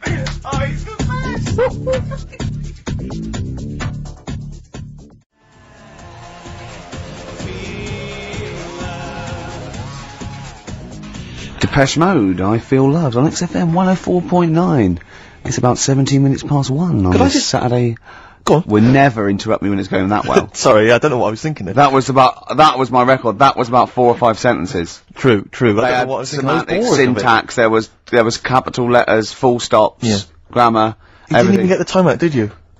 What Why? time was it? Quick, what time was it? I interrupted, 17 sorry, I minutes should have. past. I was so eager. 1.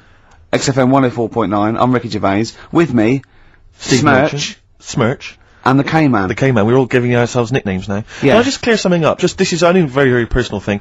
Lots of people who listen to the show that I've spoken to, friends of friends and stuff, they think that I'm the guy that plays Gareth in The Office. Because my voice is obviously very similar. It couldn't be further than the truth. That's so not the case. If anyone's listening, they Could think be it's further me. than the truth. It I could be don't like want a to take table credit playing for it. Mackenzie's performance. That's a guy called Mackenzie Yeah. Crook. He's a brilliant actor. Yeah. Everyone's seen his performance. It's not me. Admittedly, he has loosely based his accent for the character on my accent, because obviously it's a comical accent. We all admit that. Yeah. We'll agree with that. But that's it. That's where the similarity ends. Yeah. All Mackenzie's right. a good-looking fella, isn't he? He's a good-looking lad. I mean, that's not That's not You're not what digging me, I know, No. because you're saying I'm a good-looking guy as well. You're just saying we're two differently good-looking guys. Yeah, Carl, it's all people are all different looks. I mean, you could say Brad Pitt's good looking, but then you could say George Clooney's good looking, and they're both great looking blokes. They don't look alike. Exactly. So for me to say Steve and Mackenzie aren't alike, Mackenzie's a good looking fella. Exactly. You know, just mean if you that I looked just at the says I'm Venn a good-looking guy in a diagram different there, they weren't mutually exclusive. There would be a crossover of good lookingness. Yeah, and I'm that'd in be that pool with Brad Pitt and George Clooney. Wow. Well, it's quite a big pool, Rick, and I'm in there, certainly with them. Yeah, not. Yeah, I mean, I'm in one of those Venn diagram circles. you are. Yeah, you're over this one. What do you want in there? I noticed that's a separate one, floating off from all the others. Yeah, lizards and parrots. Ah, right. Okay, right. so it's good to be included in something, though. It's good to be part of a gang, Carl. That's very important. Yeah. And if that's cleared up, Depeche Mode Good. there, and I Feel Loved. Who'd have thought Depeche Mode would have been that huge? I think I'm seeing little lads from Basildon with little plinky plonky sound. I thought that'd be it. They'd be like Visage or something. That'd be it. And now they're stadium rock fillers. They're huge. They conquered America. He went through some hard times. He came out the other way. And well done. but see, I think what you just said there is a very good example of why they are and why certain other bands aren't. Because if you think about it, for me, you see, whenever I think of a band name, if I see a new band's come along or whatever, I always use a very simple test, which is, can you imagine that you're the announcer at a huge event? Maybe it's like broadcasting around the world, like Live Aid or Nelson something. Mandela or it's a concert. Nelson Mandela Freedom concert. Yeah. And you can imagine someone He's there. He's there. Nelson's there. Yeah, Everyone's with the there. Spice Girls. Oh, they're all there. But you can imagine someone saying, "Ladies and gentlemen, please welcome to the stage, Depeche Mode." Yeah. It's not- Ladies and gentlemen, Rolling Stones. The Who. Exactly. But you can't imagine someone saying, "Ladies and gentlemen, please welcome to the stage, Visage."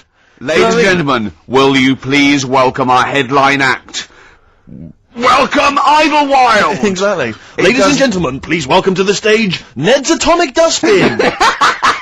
It doesn't. Do you know what I mean? You just know. The Levelers. Some bands aren't going to make it. Ladies and gentlemen, please welcome to the stage, Mega City 4. Do you know what I mean? It's So it's just a simple test. We'd like you to do that at If home. you're thinking of starting a band, or you've just named your band, you're just beginning, just phone in, tell us, or email in, tell us what your band name is, and we will do- use that simple test. And we will do the test.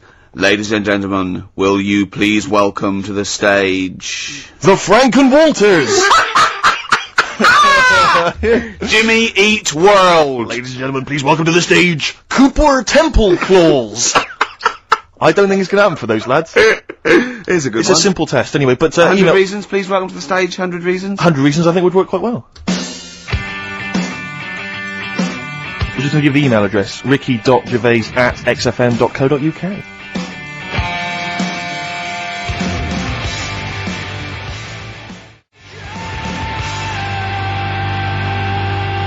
Hundred reasons, if I could.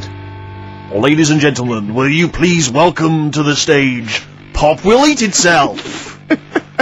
Carl, have you got like a sound effect or something of like, get the atmosphere Cheering. we're going to test? Cheering. We'll seek it out with. Have you got something there? Have a look on there. I'm just looking in the NME for the kind of forthcoming gigs of the smaller known bands, and it might be a useful place to just begin the. Ladies and gentlemen, peoples around the world, will you please welcome to the stage, Chumba Awamba! Have you got a sound effect? Have you got one? Nice, yeah. Ladies and gentlemen, will you please welcome to the stage, the Parkinsons? They're playing in Leicester this week, so look forward to That's them. a good plug, isn't it? Let me see who else. If anyone wants to pop down to Leicester to see the Parkinsons. Ladies and gentlemen, please welcome to the stage, Cyclefly. Okay. Oh, there's a genuine one here. This is someone. Simon's emailed and he says, "Will you just test this name for us, Carl? If you can, there you go. Ladies and gentlemen, will you please welcome to the stage, Coach." Not utterly convinced. No, it's not too I bad. know. It's not. Too I'm worried about the sound effect. We start to sound like Chris Moyles or something. When we play a Well, sound he's a effect. top broadcaster. Everyone loves him. Losing weight as well. He is hilarious. funny man. Just there's one more coming here. I'll just check this one. Ladies and gentlemen. Ladies and gentlemen, will you please welcome, this is Chris in Oxford, ladies and gentlemen, please welcome, Meanwhile Back in Communist Russia. Is that a band? I assume so. I assume it's his band, Yeah, isn't it? yeah. Well, how does he listen to us in, hold on, though, this is only local radio. How does he listen to us in Oxford? Well, if only there was some kind of digital format that he could listen via the web net. What is Carl, it? What is Can do the, that. What is it? What? how does he listen in Oxford? You can listen on Sky Digital, Go on. channel 864, Lovely. 864. Yeah? and On the on the internet? web, Yeah? Okay, what would that web address be? xfm.co.uk. Sure. Click on the audio, Yep. and you get XFM 10 seconds behind it actually happened. Perfect. Just of interest, what's the point of saying that if they can't sort of get us in London to listen to that, because they won't be, and they're either in London, so they won't go through this nonsense, or they're in Leicester, and they can't hear us saying Sky Digital. Yeah, we haven't thought that through at all. Because you might work in London for a bit, and then have a Go back and spread the word. and like leave, Go back and spread the word. Disciples. move back to Leicester, Yeah. tell your mates. Yeah. Soon, any number of combinations. Soon, XFM is the most listened to radio station in Britain. Yeah.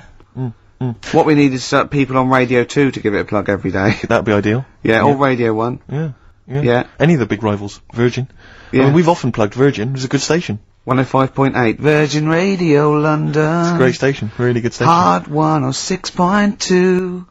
Lovely. You're listening to Magic 105.4. Are you getting quite a lot of voiceover work now, aren't you? I am. Yeah. That's not. I've stopped all that though. Have you? Yeah. Oh right. Okay. Yeah. No, it's all right. It was good. Well, I'm all right now. I've got a bit of money. Classic 60s bands. I've just suddenly. Ladies and gentlemen, will you please welcome to the stage The Scaffold? Oh, The Scaffold. You remember The Scaffold, Carl? You picked the lead singer looks a bit like him, but you know whose brother that is in The Scaffold, don't you? Mike McGear. Do you know whose brother that is? What? Do you remember The Scaffold? They did, Yeah, I remember we'll The drink a to Lily the Pink, the And Pink, the didn't they Pink, do the that Pink, in oh, the the Roses human advert as race. well? Yeah. Thank you very much for the entry. Iron. Do you know whose brother that is? Whose brother? The lead singer? No, the Mike McGear in it. Sort of one of the main men in it. He's one of the songwriters in McGee. No, The I don't. Scaffold. Paul McCartney. Is he? Yeah. I didn't realise that. Yeah. That's Paul McCartney's brother. Think of that when they go home for Christmas. So I think Lily the Pink was what, about 1970? Yeah. It was number one, wasn't it? Christmas number one. Yeah, big number one, yeah. I don't know if it was Christmas number one. Two Little Boys was 1969, last... No, it definitely was number one. Yeah, but I don't know if it was Scaffold Christmas was. number one. It was, because I remember I did it in Really? Scaffolds, yeah. Yeah. Wow. So they go home at Christmas and Mrs. McCartney goes, alright boys, how are you, Paul, how are you doing? I'm just starting a new band called Wings. Yeah, oh yeah, so this is Linda. Alright, sit down. Mike, what are you doing? Just had number one. Brilliant, round of applause. How many number ones do you have, Paul? 19. Still. We know what we like, don't we? We'll drink the human race. Paul goes, wow, if you want to. The long and winding... Boring. We'll drink a Wow. Linda, do you want to be in The Scaffold? We're probably going to go on tour and stuff. I know you love it. Well, I quite like it. Yeah, we'll drink. You're not going to be in Wings if you're going to play with him. Well, I got make a tricky decision. I mean, that's a great song. Everyone's loving it. It's Christmas number one. What are you doing eating his bacon? Well, I love it. You don't eat bacon. Yeah, but I love the music. He's a great Stop guy. it. What are you doing? Well, I just, I love the music. We'll can't drink a believe it. to Lily the Pink. No, you don't. Yesterday, all my troubles seem so... Thank you very much for that. Entry Iron. Imagine that, because imagine how different going, well, you've had 19 number ones. I mean, it can be a matter of time. Yeah, if things stay like this with The Scaffold, I'm going to rule the 70s. Yeah, if things that carry on going like they're going now, The Scaffold, ladies and gentlemen, will you please welcome to the stage, Beck. Oh, nice one.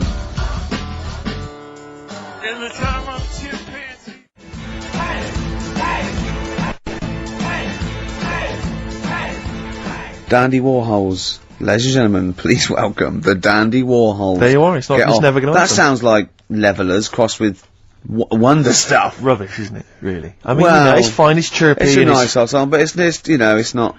It's that thing of it's just not essential. You I can't just love don't it. really need it in your life. If it never occurred, you wouldn't mind. Yeah. You know? Do you know what Carl just said? Go on. Were you listening? Not really. He looked out the window, and he looked at me, and he was looking at me, and I looked over at him, and he said, see, that would be good to die now. Like, what? He went, that weather, that would be good to die. And I said, of what? He went, old age. Yeah. What's going on up there? He's a philosopher, Rick. He is, He's isn't on he? a different No, plane you to can't us. just say it like that. The other week, I came in when it was really miserable, and I said to you, God, can you imagine dying today? Yeah. Because Whereas today you feel it would be a much better day to die because it's bright. the curtains open, sun Sure. shining. It's like... I mean, you'd still be a bit angsty about the dying thing, wouldn't you? I mean, I don't suppose that would be alleviated. Yeah. Sure. Okay. Well, hopefully we'll still be broadcasting, when one of us reaches that happy moment, and we can check. Yeah. It's quite a lot of emails, Rick, coming in about, band names. I think a lot of people are going wrong for a simple reason. They think it's funny to have an ironic band name. Yeah. They think it's a bit comical. And I just don't think there's any great bands that have had a comical name that have made it into stadium filling. What was that band? Where's Me Jumper? What were they I called? don't know what they were called. I mean, the obvious example of one that was never going to make it internationally. Splodgeness Abounds?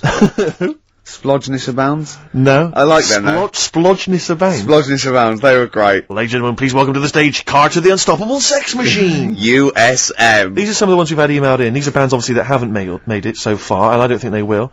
Ladies and gentlemen, please welcome to the stage The Lazy Birds. Nope. No. Ladies and gentlemen, please welcome to the stage The Paperclips. That's not a real band, That's what is it? someone sent in. I don't know, yeah, but no band name is weirder than the others, and also you grow into it. I mean, the Stones and the Beatles are iconic because they are iconic bands. What you think you'll grow into? Ladies and gentlemen, please welcome Shuttle Rock. Ladies and gentlemen, please welcome Treehouse Casino. I don't think they're gonna... That's just made up! Well, possibly. Well, they all are, But they all obviously. are. But my point is, people say there's no logic to band names, but if you think a band name like the Smiths, Great. that's genius. It is, It sums up everything that band is about, Yeah. you know, the kind of... They're capturing that mediocre world of grim up northness, you know. My favourite, Sonic Youth. Sonic Youth is genius. Nirvana. These are incredible band names, so Yeah. there is some logic to it. Yeah. I genuinely Sonic believe. is It's not just big. arbitrary words. What about The Madness? Cure. The Cure. Madness sounds rubbish, Well- but they're good, aren't they? Yeah, but again, they were never gonna be... They were never going to be world beaters. But they were a comical band, essentially. Yeah, they they were were, a but they- knees-up party band, yeah. and Madness is fine for that. But they had some great songs as well, and but it did. Then it sort of turned it all because then. I mean, Rick, I don't know how many members... Not Home Today is a great song. That's a serious song. This is from an email. I don't know how many members of the band there are in Chimney Factory, but if there's 5 people, who decided? Have they all agreed? Yeah, that's the best name Do you know we what can I come up with. decided? Dell. Right. Well, he started the band and they rehearsed around his house. So Dale went, look, it's called Chimney Factory because my granny used to run it. They go, all right, Dale, but it's not. I've got some other. But no, it's called Chimney Factory. I own the van and the amps. There's Paperclips gone. There's a band in Leicester called Paperclips. We can't, we'd just argue over that forever. And just all I'm saying is think before you name your band, all right? Because it's never going to happen if you've got a comical band name. There was a feminist band called Clitoris All Sorts, which is quite good, isn't Yeah, it? but you laugh and then you just think, oh. Yeah. You know, I'm never going to have that on my t-shirt. Imagine that. Clitoris All Sorts. It's that time of the day now, talking of that. Yep. Song for the Lovers. Sure, it's beautiful. Now, Steve, I mean, I will play great old tunes till the cows come home. We got to give them a little bit of Dandy Warhols and Air and Athlete. I know that, and they're great, they're good, right? But, I wanted to play a Cat Stevens song, but I thought I'd better not, because I've, play that a little bit. And we quite like resurrecting old reputations, don't we? People like Elton John who had bad faces, or David Bowie. People whose names now are largely laughed at in the serious rock or people circles. that people might not have considered. I thought Cat Stevens, oh no, Rod Stewart, I thought. Well, see, Rod Stewart, many people now are thinking of the leopard hot pants and the ludicrous Do you hair. They're think I'm thinking, sexy and all those sort of awful stadium sort of disco things, but he wrote beautiful tracks from Maggie May and I thought, hold on, 2 birds with 1 stone. What about a Rod Stewart song written by Cat Stevens? Wow. Is there such a thing? The first cut is the deepest. Let's hear it, Rick. On this album as well is The Killing of George. Georgie Part 1 and 2, remember? About the gay bloke. Georgie Boy was gay, I guess. His favourite song. Carl's favourite song. Yeah. Right? And I was going, oh yeah, I remember that, yeah. I said about, and I said, did not intend to take his life, he just pushed it when he gets mugged and killed. Do you know what he said? Go on. I was sitting outside, I was singing, he went, well, as I said, they go out too late. They go out too late? He meant gay people go out too late. He went, no, they do. I went, what do you mean? He said, well, they're always out, they go out when people are coming home. He said, if he'd have been in bed by 10, he'd still be alive today. That's a sobering lesson, And he went, Carl. there's one that works here and he's shattered every Monday.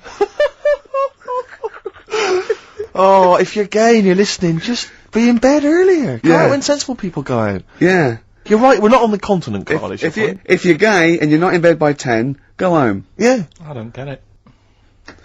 First cut is the deepest, Rod Stewart. Song for the night. 5 to 2. Absolutely. Ricky Gervais. With me, Steve Merchant. Smirch. Smirch. The Smirch. The Smirch. And the K-Man. KP, Karl Pilkington, the K-Man. Pressing the buttons. Yeah. See that in Heat this week? What was it?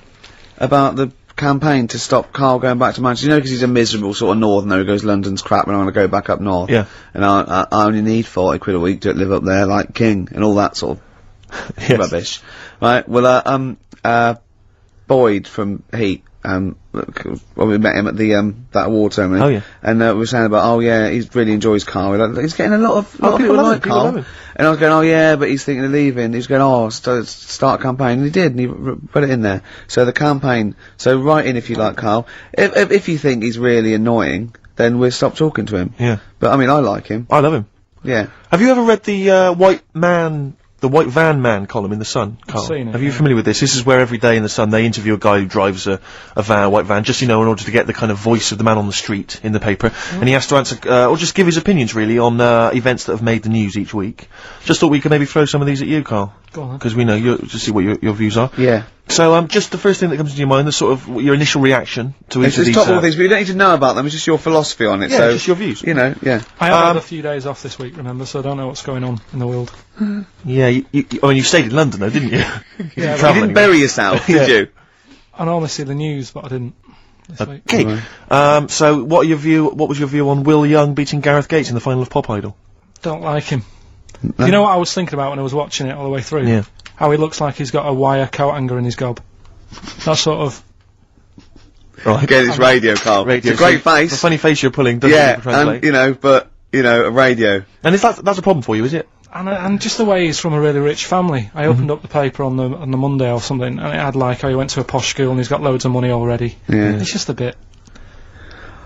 Okay. Well, no, what's the second question? There have been huge rises in street crime, especially muggings and carjackings. What's your view there? More youth clubs are needed, aren't there? You think more youth clubs? I like that. No? Okay. No, I like that because it's so 1950s. Yeah, it's sort of like you want a bobby on the beat that'll clip you around the ear. So once they've come out of national service... Yeah. No, I love that. And if you find someone smoking a wood bomb, you make them smoke 50. Yeah, exactly. Oh, this is great. That is great. Did you used to go to youth clubs? Yeah. And they kept you out of trouble?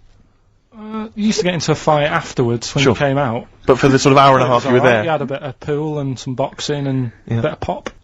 Yeah. So more youth clubs, that's good. I love him. I love him. If you're at home, just make notes, because this is brilliant stuff. Honestly, you won't hear more honest, from the heart stuff than this. This is great. Go on. This is not pre-planned. These are your direct responses now. I promise you, Karl did not know what we were going to do. He never knows what we're going to do, and he always answers honestly. That is the beauty of Karl. It's not an act. What is your view, Karl, on New York's former mayor becoming Sir Rudy Giuliani? Sir Rudy Giuliani. Is he happy with it? He appears to be pleased with it. Let it go ahead. Fair enough. Okay. Oh, he's genius. Okay. Is he happy with it? He's like your nan. Yeah. What do you make of Michael Greco's character Beppe being axed from EastEnders? Problem for you? The whole soap thing. What's it's back in Coronation Street, isn't she? What's her name? Who? Bet Lynn's. She thought she'd go off and be a bigger star. Yeah. All went wrong, and now she's coming back. Yeah. Always happens, doesn't it? Beppe will be back. Yeah. No one really cares. Sure. What was the van reply? What was the guy? The White Van Man says, obviously they feel the character has run his course, but I think he's a pretty good actor and I can't understand why. So, I mean, obviously there's a White Van Man there who's also got an opinion on script development. The through line, yeah. The narrative through line of soap opera. The 12-week narrative, the arc really showed itself up. The two last ones I want your opinion on here. What do you make of a cat that's been cloned in a secret 2.5 million research project? To find out what? If they can clone cats, yeah. Have they had to hurt it? Sorry? Have they had to sort of hurt it to do that? Have they had to hurt it? Yeah, or is it just scraping its tongue for some stuff? I think the cat's fine. The point is that they're cloning another creature which is potentially very dangerous. Have you seen that film where they bring Hitler back? That cat, what if that cat turned out to be a world dictator? Exactly. What do you reckon of cloning generally, Karl? You concerned about it? Well, I think they're cloning for organs, they grow them for the, Do you know what cloning means? Yeah, it's when you, make something else that's the same, isn't it? Right. Yeah, I mean, it's not going to do any harm. Okay. And finally... Put you on the World Council. Yeah. Finally, what do you make of some city workers who were caught bonking in the glass lifts of the Lloyd's building? What do I make of it? Yeah. Is that a problem for you? Do you think that's unprofessional? Was it the lunch break, or...? I think it was lunch break. It was their own... All right. It's their own time, I think, fair enough. It only takes 45 seconds to go from the bottom to the top. Is that a problem? They moved quickly. They acted, on instinct. Do you think fair enough? If that's their natural instincts and they're both consenting, you think fine? Yeah. Okay. Yeah. Thanks very much, Karl. Thanks Alright. very much, Carl. Carl, Right, we'll have Steve, more of Carl's world-weary opinions next time on the show. Listen, I want to play a track that I love. I can't wait for this track. It's by a great band. Just gonna do, before Steve does this, coming up, we're gonna give away a great game. I'm sort of clearing out my flat with tidying up, and then we've got, a lot of junk there. And, we're gonna give away a great game coming up. You've seen it, Steve. You're excited. I'm looking forward to that. It's a board game, It's is a board game that we're all gonna sign. It's gonna be signed by Gerv, Smirch, KP the K-Man. So you could win that. The classic album Copper Blue by Sugar. Listening to it again recently, reminded how good it was. Yeah. This is the track Hoover Dam. Play it.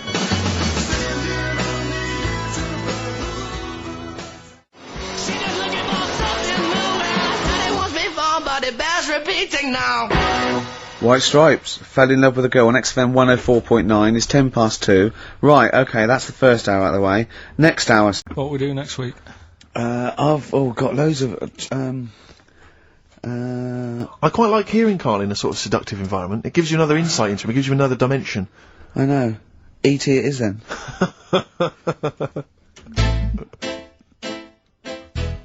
So it was just like Rocky or something. Shall we have a wrap off maybe next week? Yeah, The three yeah. of us. Yeah. Let's try and master the art of talking Yeah, I see what you civilly mean. to each other first before we start making it rhyme. Oh, Rockbusters, Carl? Yeah. I'm not a champion of Rockbusters, as you know, but I think it's overstayed its welcome. But I'm willing to go Well, I along think with Carl's just giving the fans what they want here. it. Okay. It's a popular thing, isn't it? Got some good The prizes. press Well- are behind it. Let me tell you what the prizes are. It's a dance music compilation, Cream Trance Anthems 2003. We Brilliant. play a lot of trance on this Well, station. I put that on quite a lot and danced to it Exactly. myself. There's the original motion picture soundtrack to the forthcoming film adaptation. When you've seen the film, I'm sure that will mean more to you. You But it's like a that, good- don't you? It's a good movie, yeah. Nicolas Cage I haven't playing seen himself it. and a twin brother. And it's written by Spike. It's directed by Spike Jonze. Joined at the, what? No, they're not joined at the hip at all, or at the face. And we've also got the best one-hit wonders album in the world ever. What have we got on there? We've got things like The Crazy World of Arthur Brown, brilliant. Nana, 99 Red Balloons. The Rembrandt. In fact, it kicks off with Nana. Sure. That's followed up by I'll Be There For You, the theme from Friends by the Rembrandts. Yeah. And of course, Breakfast at Tiffany's by Deep Blue Something. Brilliant. Deep Blue Something. Is What that the happened worst to name them? ever? I think it possibly is. No, Sixpence None the Richer. Sixpence None the Richer That's is a quite pretty bad name. Okay, again, I know we've got a lot of chill-out fans who listen to us, so the best chill-out album ever. Yeah. Bear in mind, of course, all these prizes collated by Carl from, I guess, people's drawers. Yeah, maybe their looking in the bags. drawer, looking in the drawer. Oh, dearie me. What is it? The only thing probably worth having is I mean, it's topical, if nothing else, Carl. A 7-inch by the White Stripes. Merry Christmas from the White Stripes. That was their exclusive Brilliant. Christmas single. So if So you that's early, isn't it? That's It's you worth get something. that. It is worth A lot of people have got to wait 11 months before that's released. Or is it last Christmases? Exactly. And I have never heard of this DVD. Go on. I like to think of myself as being fairly familiar with TV and films, but I have never heard of Stephen King's Rose Red. Welcome On to DVD. a place evil calls home. And it's on DVD, it's certificate 12, so don't imagine anything too shocking. And it looks appalling. Is Rose Red Mansion truly haunted? To find out, Professor... Okay, we've got the gist of it. They're There's a not living very place good of doom. prizes. They're cobbled together, but if you've got nothing better to do, call in if you know the answers to these clues. It's Rockbusters. Let's not let Right, them call so in, Rick. I Please don't give let you- these people call in. I No, give you no, some, they're not calling in. It's email only. Carl, don't interrupt me. I'm just Ricky.gervais@xfm.co.uk. Email only. I can't stress that enough. We just don't want to speak to you people. Right, go on. right. So I give some initials out and a cryptic clue, and it makes up the answer and that. Well, sometimes it does, yeah. Go on. There's two of them. There's a new aspect which I'll explain about in a minute. So the first one is cryptic clue is, well, if he would have been wearing an helmet, it would have been all right. And the initial there is B, right? So, well, if he would have been wearing an helmet, it would have been all right. That's B, right? Band or an artist. Second one. Why are them Jamaican fellas swinging fish around their head? Okay. All right. This Initials just fills me with... DS. DS. Why are them Jamaican men swinging fish around their head? All right. And the final bit to Rockbusters. It's a new bit. Last week I played you this.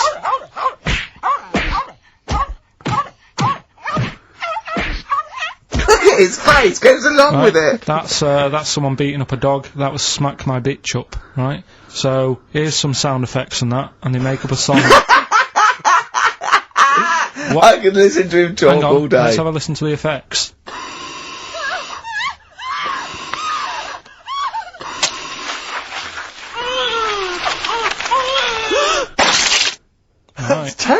saying. Right, I told you not to play that one. It's rubbish. No one will get that. Well, we'll see. I heard that. I can't always say one thing. I said it's rubbish. No one will get it. No, it's not the one you think it is. Ah, right. So, email in, ricky.gervais@xfm.co.uk and you win that stuff. I'm a little bit confused. I'm here. I've heard what you're saying. We've discussed this in the past. I don't know what's happening. What's that? Is that a clue? That's a cryptic clue. That screaming to a song, is it? To do with screaming. Well, don't say it. It should stand up by itself. Don't give him any clue. Hang on a sec. So this is the name of a song. It's not a band or an artist. Yeah, the sound effect. So the first two are bands or artists, and the last one is the name of a song. I said we should abandon this. I said we should just pack it in. What, the show? Yes.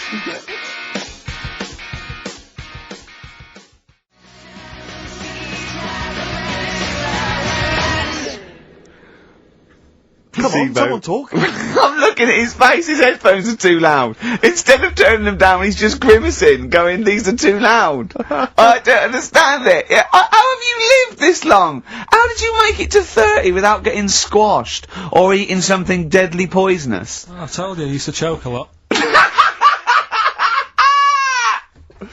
We've had an email from, placebo, the bitter end. We've had an email from Andrew Forrest, who has just simply entitled it, Karl Pilkington. Oh, Karl Pilkington. What do you think of that? And that's got to be your new name from now on. I had a mate who used to use it.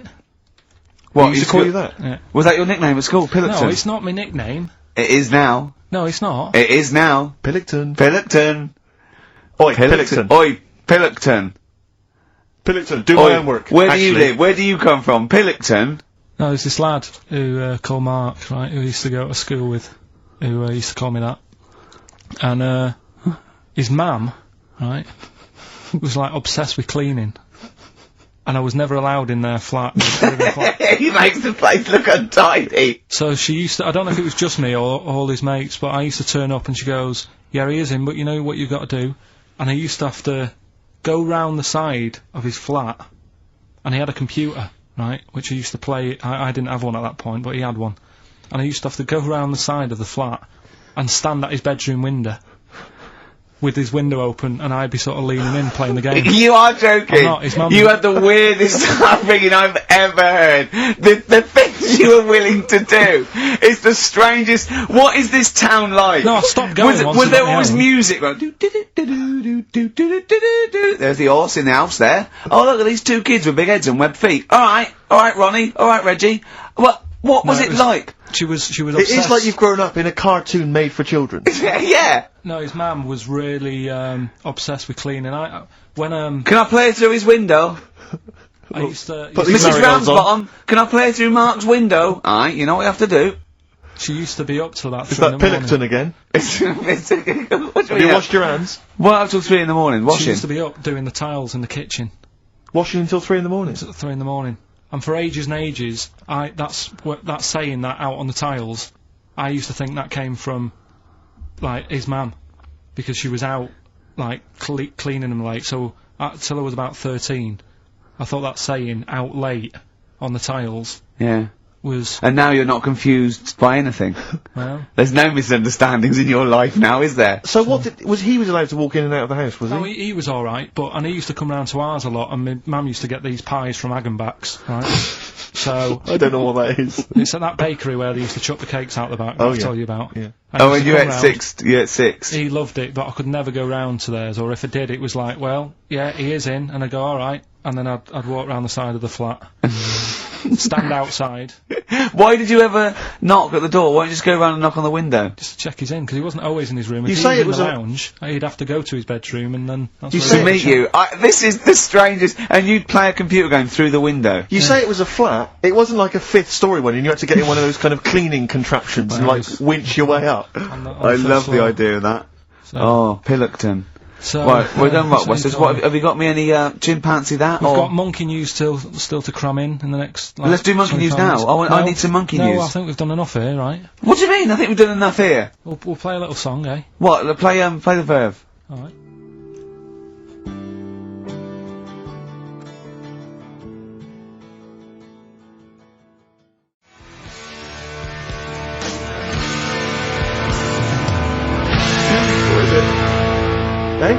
Go on. He's getting all stressed because I screamed. Sparky's Dream, Teenage Fan Club. I'll tell you, I'm sick of the screaming, Rick. I'm sick of that. I mean, no wonder Carl hates you, and that is the word I don't use often, but he does, and I've spoken to him in the past, and he loathes you. Monkey news. Give us one of the screams so the audience at home gets a taste of it. I'm taking my headphones off. No, and I'm not stepping going to away. scream. Go on, let's see what...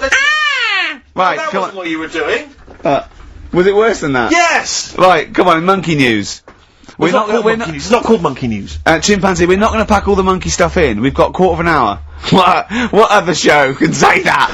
We're not going to pack in all the monkey news. We've got 15 minutes where we can't get all the monkey information in. Right, come on. Well, you're gonna love this one. Go on. Let's have the jingle. Oh, chimpanzee that! Right. I don't know how recent this was, Oh, God. 17th century? but it happened in Hackney, right? If you're outside London, that's in a place in London. And it's this monkey that's going about Hackney, nicking DVDs.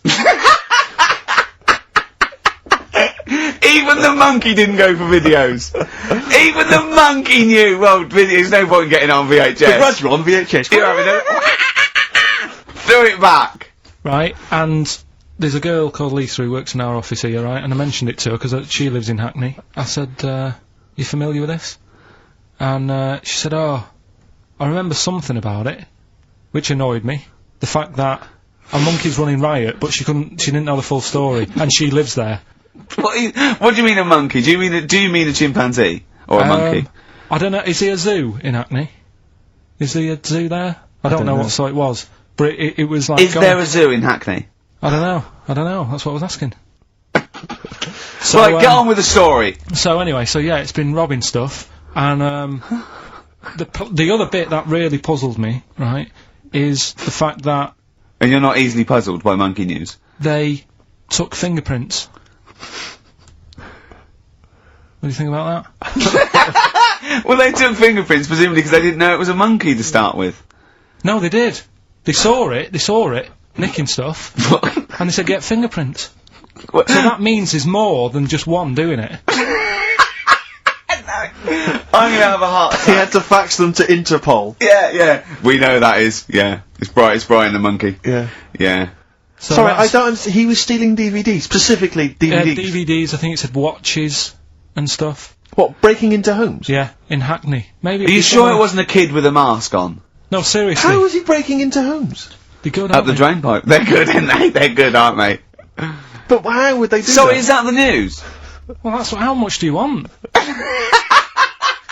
Is that monkey news? For this week? Well, I don't know that it's true.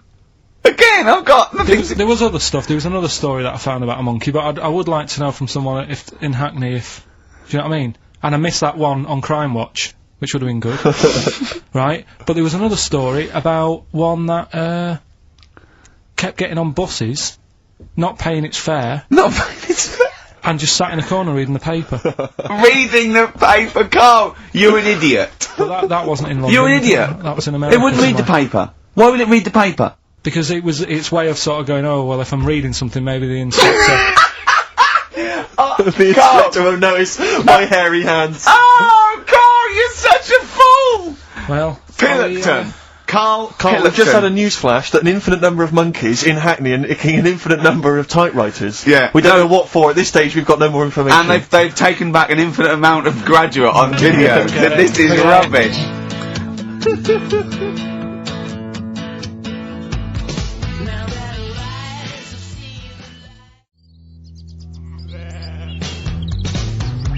Supergrass, seen the light.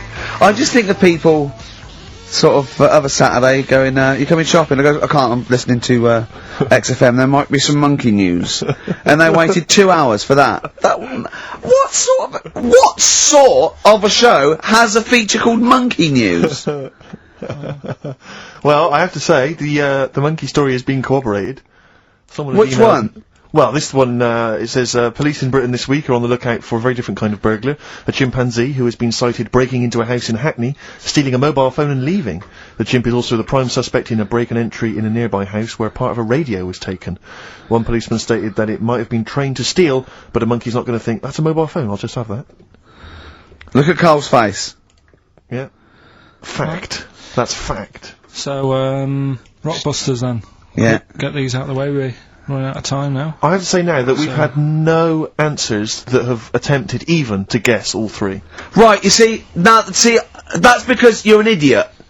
Right, okay, right, do the questions and the answers, and, if I think that it's either too hard or ungettable because it's stupid, we're binning it. Alright. I thought we'd already been. I'm annoyed that. Right, come on, do it quickly. The first one was, well, if he would have been wearing an helmet, he would have been alright. Right, what's the answer? That was B. What's the answer? Busted. Right, that works, alright. Busted, that's fair enough. Did anyone get that? I assume some people got... No. People have given up, Rick. People aren't even bothering to contribute. Right, what's the next one? They've just ignored it like it never happened. Busted. Second Busted. one. Busted. Why are them Jamaican men swinging fish around their head? Go on. That was DS. Yeah. 70s band, Trout Spinners.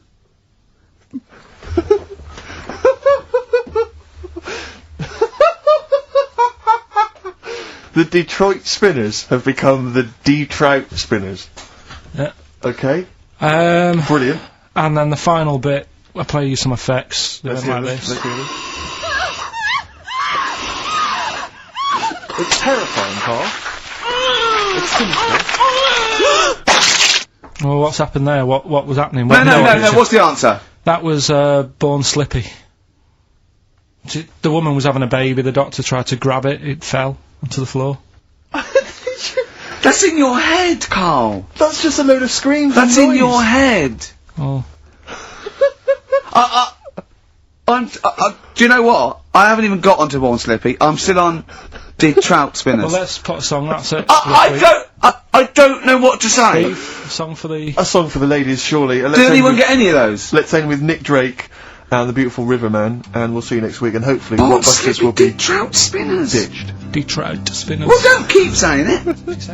That was the Cardigans. And for what it's worth, a lovely tune there.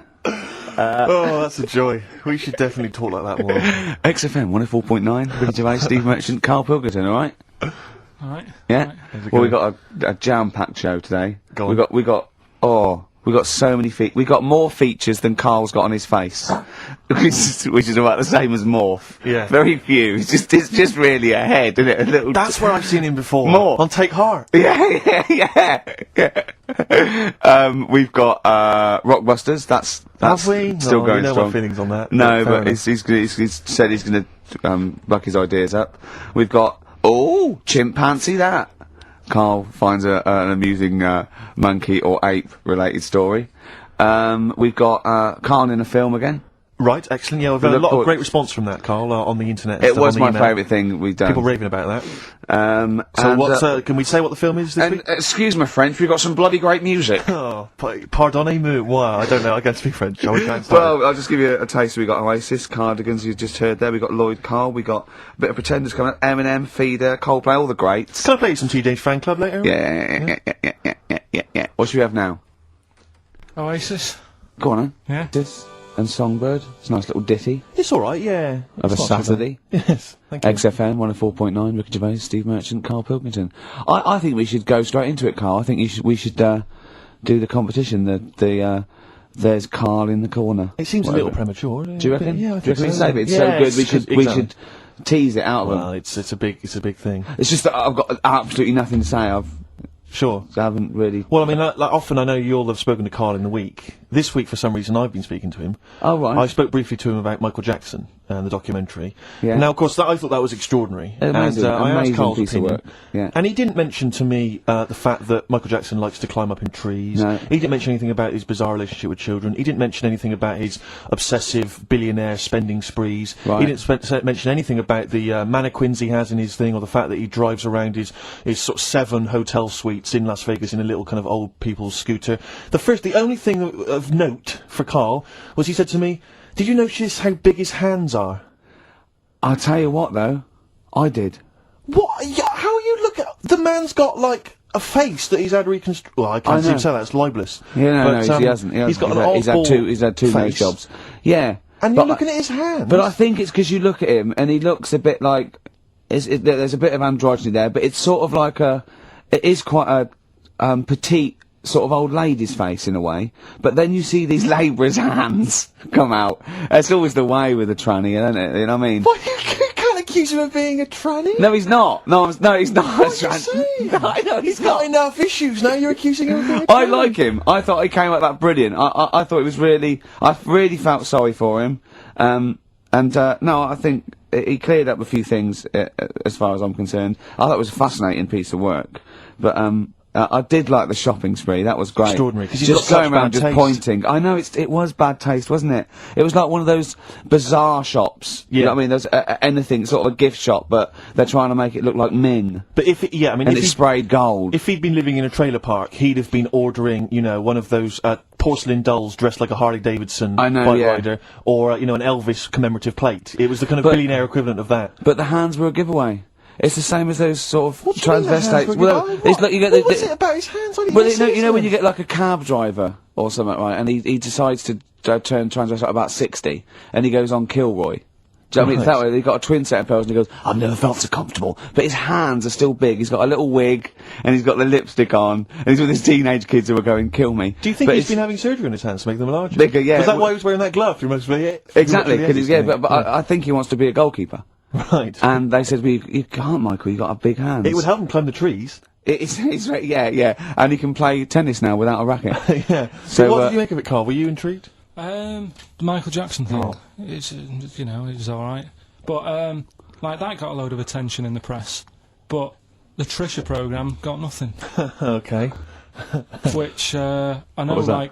Steve called me up in the week, right?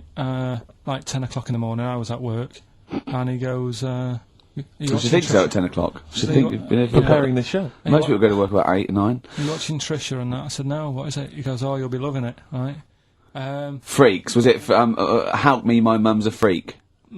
Siamese twins. Right. Right, so I couldn't watch it, but he said, "Oh, it might be on again because they repeat stuff on ITV2." Right. So I had my dinner late, right? Instead of having it at like 1 o'clock like I normally do, Yeah. I had it at like 2:30. Yeah. Sat in the office, put the telly on, ITV2. These Siamese twins. Did it blow your mind? It was amazing. You know, we talk about a lot of things on the show quite a lot. The airy kids crop up a lot.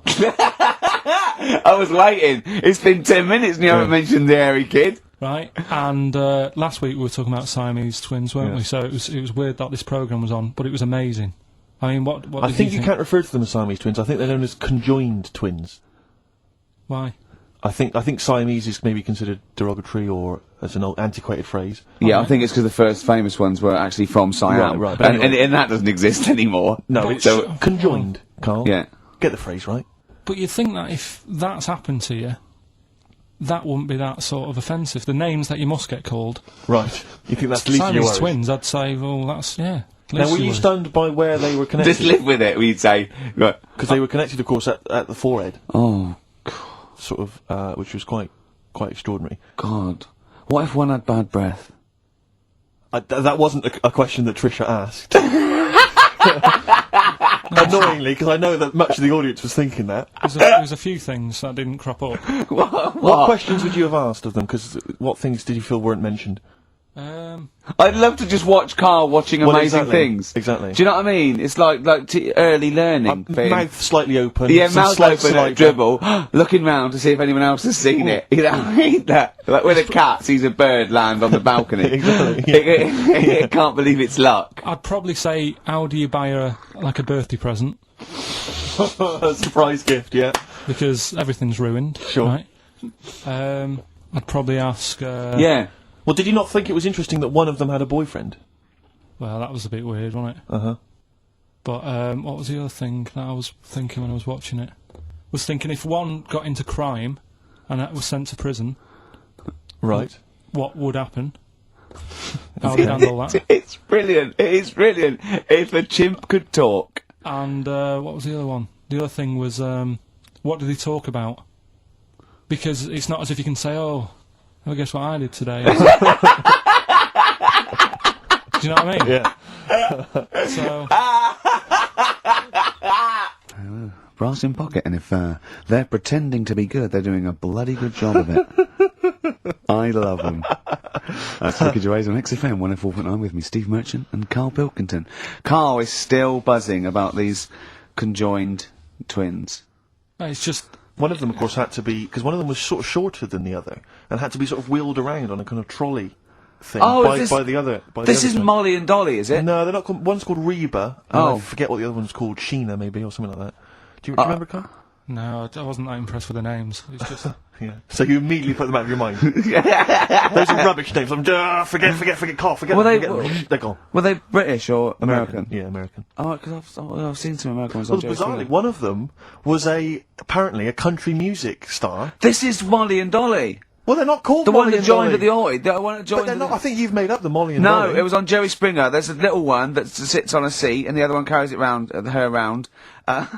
And They're not called Molly and Dolly. there was something like that. They're called. Well, we know that one of them's called Reba, and I forget the other One one. was a country and western singer or something. Yeah, and but she was saying, "Yeah, I've just made a movie. It's coming out shortly in theatres." Is your And the other sister one in it? Yeah, and the other one said, oh, "I'm not involved." I did. It's utterly bizarre because they live there. They work so hard to live their lives separate. Yeah, they say it's You know, all. Yeah, exactly. of course. So, Yeah. you know, they try not to. So she's talking about her music career, and the other one's sort of not taking any kind of credit for it, which is nice. I it's suppose. weird though, because when she was singing as well, the other one just stands there. She doesn't join in. She doesn't sort of dance. Offer backing or- vocals. Do you know what I mean? Make a group out of it. Yeah. A duo. Yeah, well, but it seems like we're sort of being horrible, but we're No, not. we're not. I mean, it's a Well, really no, bad we're thing, but- laughing at Carl's amazement at this phenomenon. Sorry, I just got to say we're not. Do you know taking the the Mickey. the really weird thing about all this, What? right? And it's annoying because you were saying about, you know, oh, what should have Trisha have asked and all that. Yeah. But one of them mentioned that one of them was adopted, and the other one wasn't. Don't talk rubbish. No, seriously, I didn't understand it, right? Of And course then- you didn't. And then Trisha sort of said, "Well, let's have a chat," and they were like, "No, I don't want to go into that." What do you mean one was adopted and That's one what he was... said. One of them. I don't quiz me on it, but that's what was said. Hello there, Hello there, I'm a multi-millionaire, Oh, and yeah. I've just seen your orphanage. Oh, I'd yeah, love it's lovely, to adopt innit? one of your children. You'd like to adopt one? I'd love to adopt a children, because I've got Brilliant. loads from around the world, so I'd love Yeah. to adopt one. I'd give you $10,000 Oh, towards your well, orphanage. we'll speed it through then, yeah, Brilliant, yeah. okay. We've actually got two left. I only so- need one. I'm only interested Right. in one. Yeah, I don't need Okay. any more. Don't need any They're more. sisters, they're... I know it would be tragedy to break them up, but I really only need one. Now, break it up, there's the rub, you see. Sure, because, sure. Just need the one. There's $10,000 now. You can have that. I'll sign it now, but I don't want to discuss it further. I'll bring her around, Brilliant, brilliant. Okay, ding dong. Hi, yeah, brilliant. You brought my kid round. Yeah, there she is there. That's a joy. Yeah, yeah. Okay. Just standing next to a bush. Yeah, do you want to? Can you bring her out? No, me? It's like, there's nothing behind the bush, so you just want... I just want to be able to walk 360 degrees round her. Do you want her or not? Yes, I can't believe it. 104.9, Ricky Gervais, Steve Merchant, Karl Pilkington. It's time for the newest quiz in town. This is where Karl inserts himself into a seminal film. Last week, it was the little kid in Sixth Sense. You remember? To great acclaim. The critics loved it. They said a triumph. This week, he's fiddled with The Graduate. This is the scene where, of course, he goes upstairs to the hotel room, and it's on the cards. She's a dead cert, Mrs. Robinson. Well, Here we go then. So, are you ready for it? I've brought some condoms from home that Suzanne got for Christmas. Benjamin, What? will you bring me a hanger? A what? A hanger.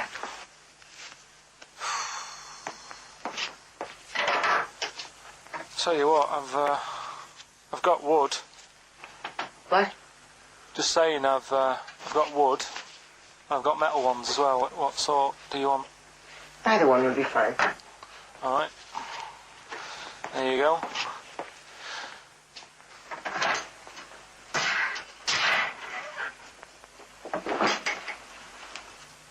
Are you afraid of me? No. No, I've seen weirder things than you. Have I ever told you about the two lads I went to school with who had big heads? Webbed fingers as well, but not related, and weren't mates, but both had the same thing, which is a bit weird. Yeah, I've never found out what was wrong with them. Can I ask you a personal question? As long as it's not about my head being round, because Ricky's always gone on about that. He's saying I've got a round head. Well, you can admit that, can't you? No, it's. I'd say it's a normal sort of shape. It's just round. It is, isn't it? Yeah, but what do you mean? So is yours. Ed should be It's round. nothing to be ashamed of. I'm not ashamed. It's just a normal shape. Mm-hmm. And you can talk. Look at your saggy arse. Oh, that was a joy. Oh dear. It was an absolute treat. Now, I should say that obviously the prize is a copy of The Graduate.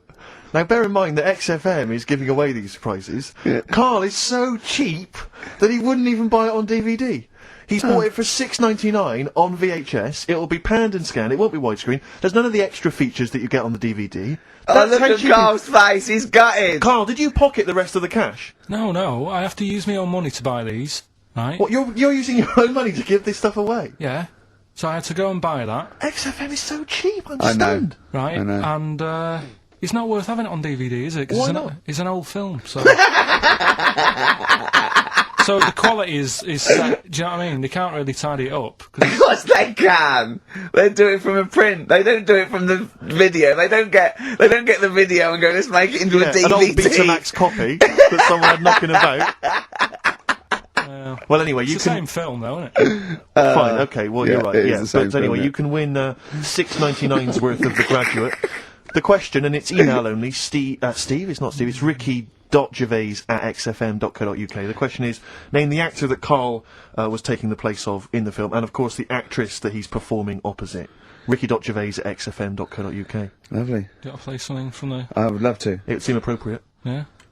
Simon and Mr. Garfunkel, please, let's not have the sound of silence. Let's have some more beautiful music. Get back together, please, quickly. That's XFM. I think you should do every single link like that. Brilliant, it's the best bit of the show.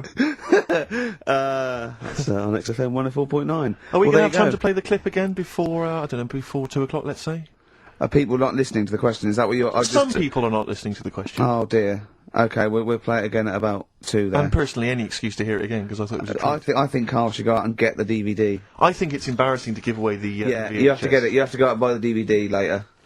Carl, on the DVD, it's got a booklet, it's got an audio commentary, it's got behind-the-scenes features, and it's got this pristine widescreen version of the film. You've got some cheap $6.99 version. Yeah, and on so VHS. because you were being mean, because it was your own money, you're gonna have to waste that now because Yeah. no one wants it. So it's gonna cost you twice as much as it would have done if you just got the DVD the first time round. A valuable lesson learned. Yeah. Have I rewound it?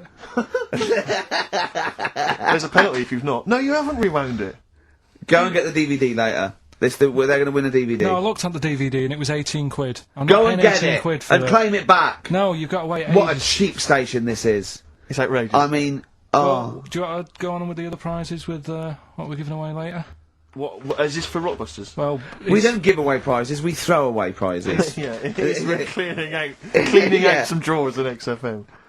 Go on. I'm just having a quick look through before I... Because we've sort of revamped Rockbusters a bit. There's that extra bit in it now, isn't there? That audio bit. You're selling it. You're big sell. Oh, we're There's a not DVD going straight there. into that yet, then. There's a No, DVD. no. There's a DVD there. What's that? I'll go through them later, Rick. I just need to absorb it. Don't So- get excited, mate. So, who did Carl play in the clip? What actor's place did he take, and what actress played opposite him? That's Ricky.Gervais. At xfm.co.uk. Sure. Brilliant. Yeah. Is that it then? What we Just, got coming up? We've got play a some bit- Play a bit of Coldplay. bit of Coldplay, be right? Yellow on XFM 104.9. Get it on DVD. It's an embarrassment. £7 worth of old video, pan and scanned. I've bought it now. That's what they're getting. Right. He's put a downer on it. All the work, that went into that, and then just gonna fob them off with a bit of old celluloid like that. Right, listen, still to come, right? We've got the monkeys thing. Oh, chimpanzee that! And when I was out last Sunday, right, at Johnny's birthday party, Yeah, Steve was there. yeah. Got talking about stuff. And a debate that we didn't really finish cropped up. It blew your mind, didn't it? Amazing. Oh, I know about this. Steve told me. This is the infinite amount of monkeys. Or a monkey with a typewriter an infinite amount of time would eventually come up with the works of Shakespeare. Yeah. There was no debate. It's a philosophical, mathematical problem. There's no debate. It's true. It wouldn't happen. No, listen, Carl, listen. Infinity sorts it all out for you, right? An infinite amount of monkeys at a typewriter, right? they do everything. They type everything. Infinity just sorts it all out for you. There's no getting to it and they're going, oh well, let's have a look what they've done. This one's come close. Did Romeo and Juliet? It would do it all. It would type everything ever possible, conceivable. Yeah, but it's a mathematical thing. Well, Infinity we've heard your side of the argument, Rick. And I'll be honest with you, it's a persuasive one. But let's hear Carl, because he heard about this in a pub last week. Yeah, so what's your he's got some strong What's your ideas problem himself. with it? What's your problem with it? well, first of all, right, you're saying it's a load of monkeys. It's not just one monkey. That Depends. can live forever. No, wait. It's either a chimpanzee with a typewriter with an infinite amount of time. He would eventually, by definition, mathematically, type everything ever possible. Okay, or it's an infinite amount of chimps with typewriters, and one of them will type it first time. But already, that's not right. You either need to have What do one you mean? monkey. What you mean? Let's hear Employment his point. laws. He What do you mean can't- it's not right? Let's hear him out, please. Okay. If it's one monkey Yeah. with a typewriter that's got loads of ink in it and that, right? At least it knows what it's done in the past. It's not. Keep going. Crime. If you've got a load of monkeys, it's like if you have too many. What's that saying about too many chefs? Too many spoil- chimps spoil the soup. Right. Well, it's the same thing. It's like, well, I didn't tell you to put salt in it. I was going to put salt in it, and it messes it up. Whereas if it's just one, they know what's gone on. So what I'm saying is, Just leave him go. I can't be bothered. I want Steve. to hear- I want to hear the rest. This blows my mind. He doesn't know what this does to me. It's a mathematical problem. I want to hear the rest. well, it's just I just don't think it will happen. What do you mean you don't think it'll happen? Infinity works it out for you by definition. Well, what's stopping them typing the same thing again? They would. In fact, the problem should be if you had an infinite amount of time that it would type that works for Shakespeare an infinite amount of times and everything else an infinite amount of times. But you know, that's not as. But not Shakespeare. Oh! Shut up, you idiot! Rick, do you know what he said to me? I said to him, I explained it to him. I said, you've got an infinite number of monkeys, infinite number of typewriters. They will type the complete works of Shakespeare. He said, have they read Shakespeare? You're an idiot! Play a I said, record, 'cause no, I'm not having this they're not conversation. doing it from I'm not memory. having it, because it really, really winds me up. But you're saying they'll do it with no spelling errors. Well, they do it an infinite amount of times.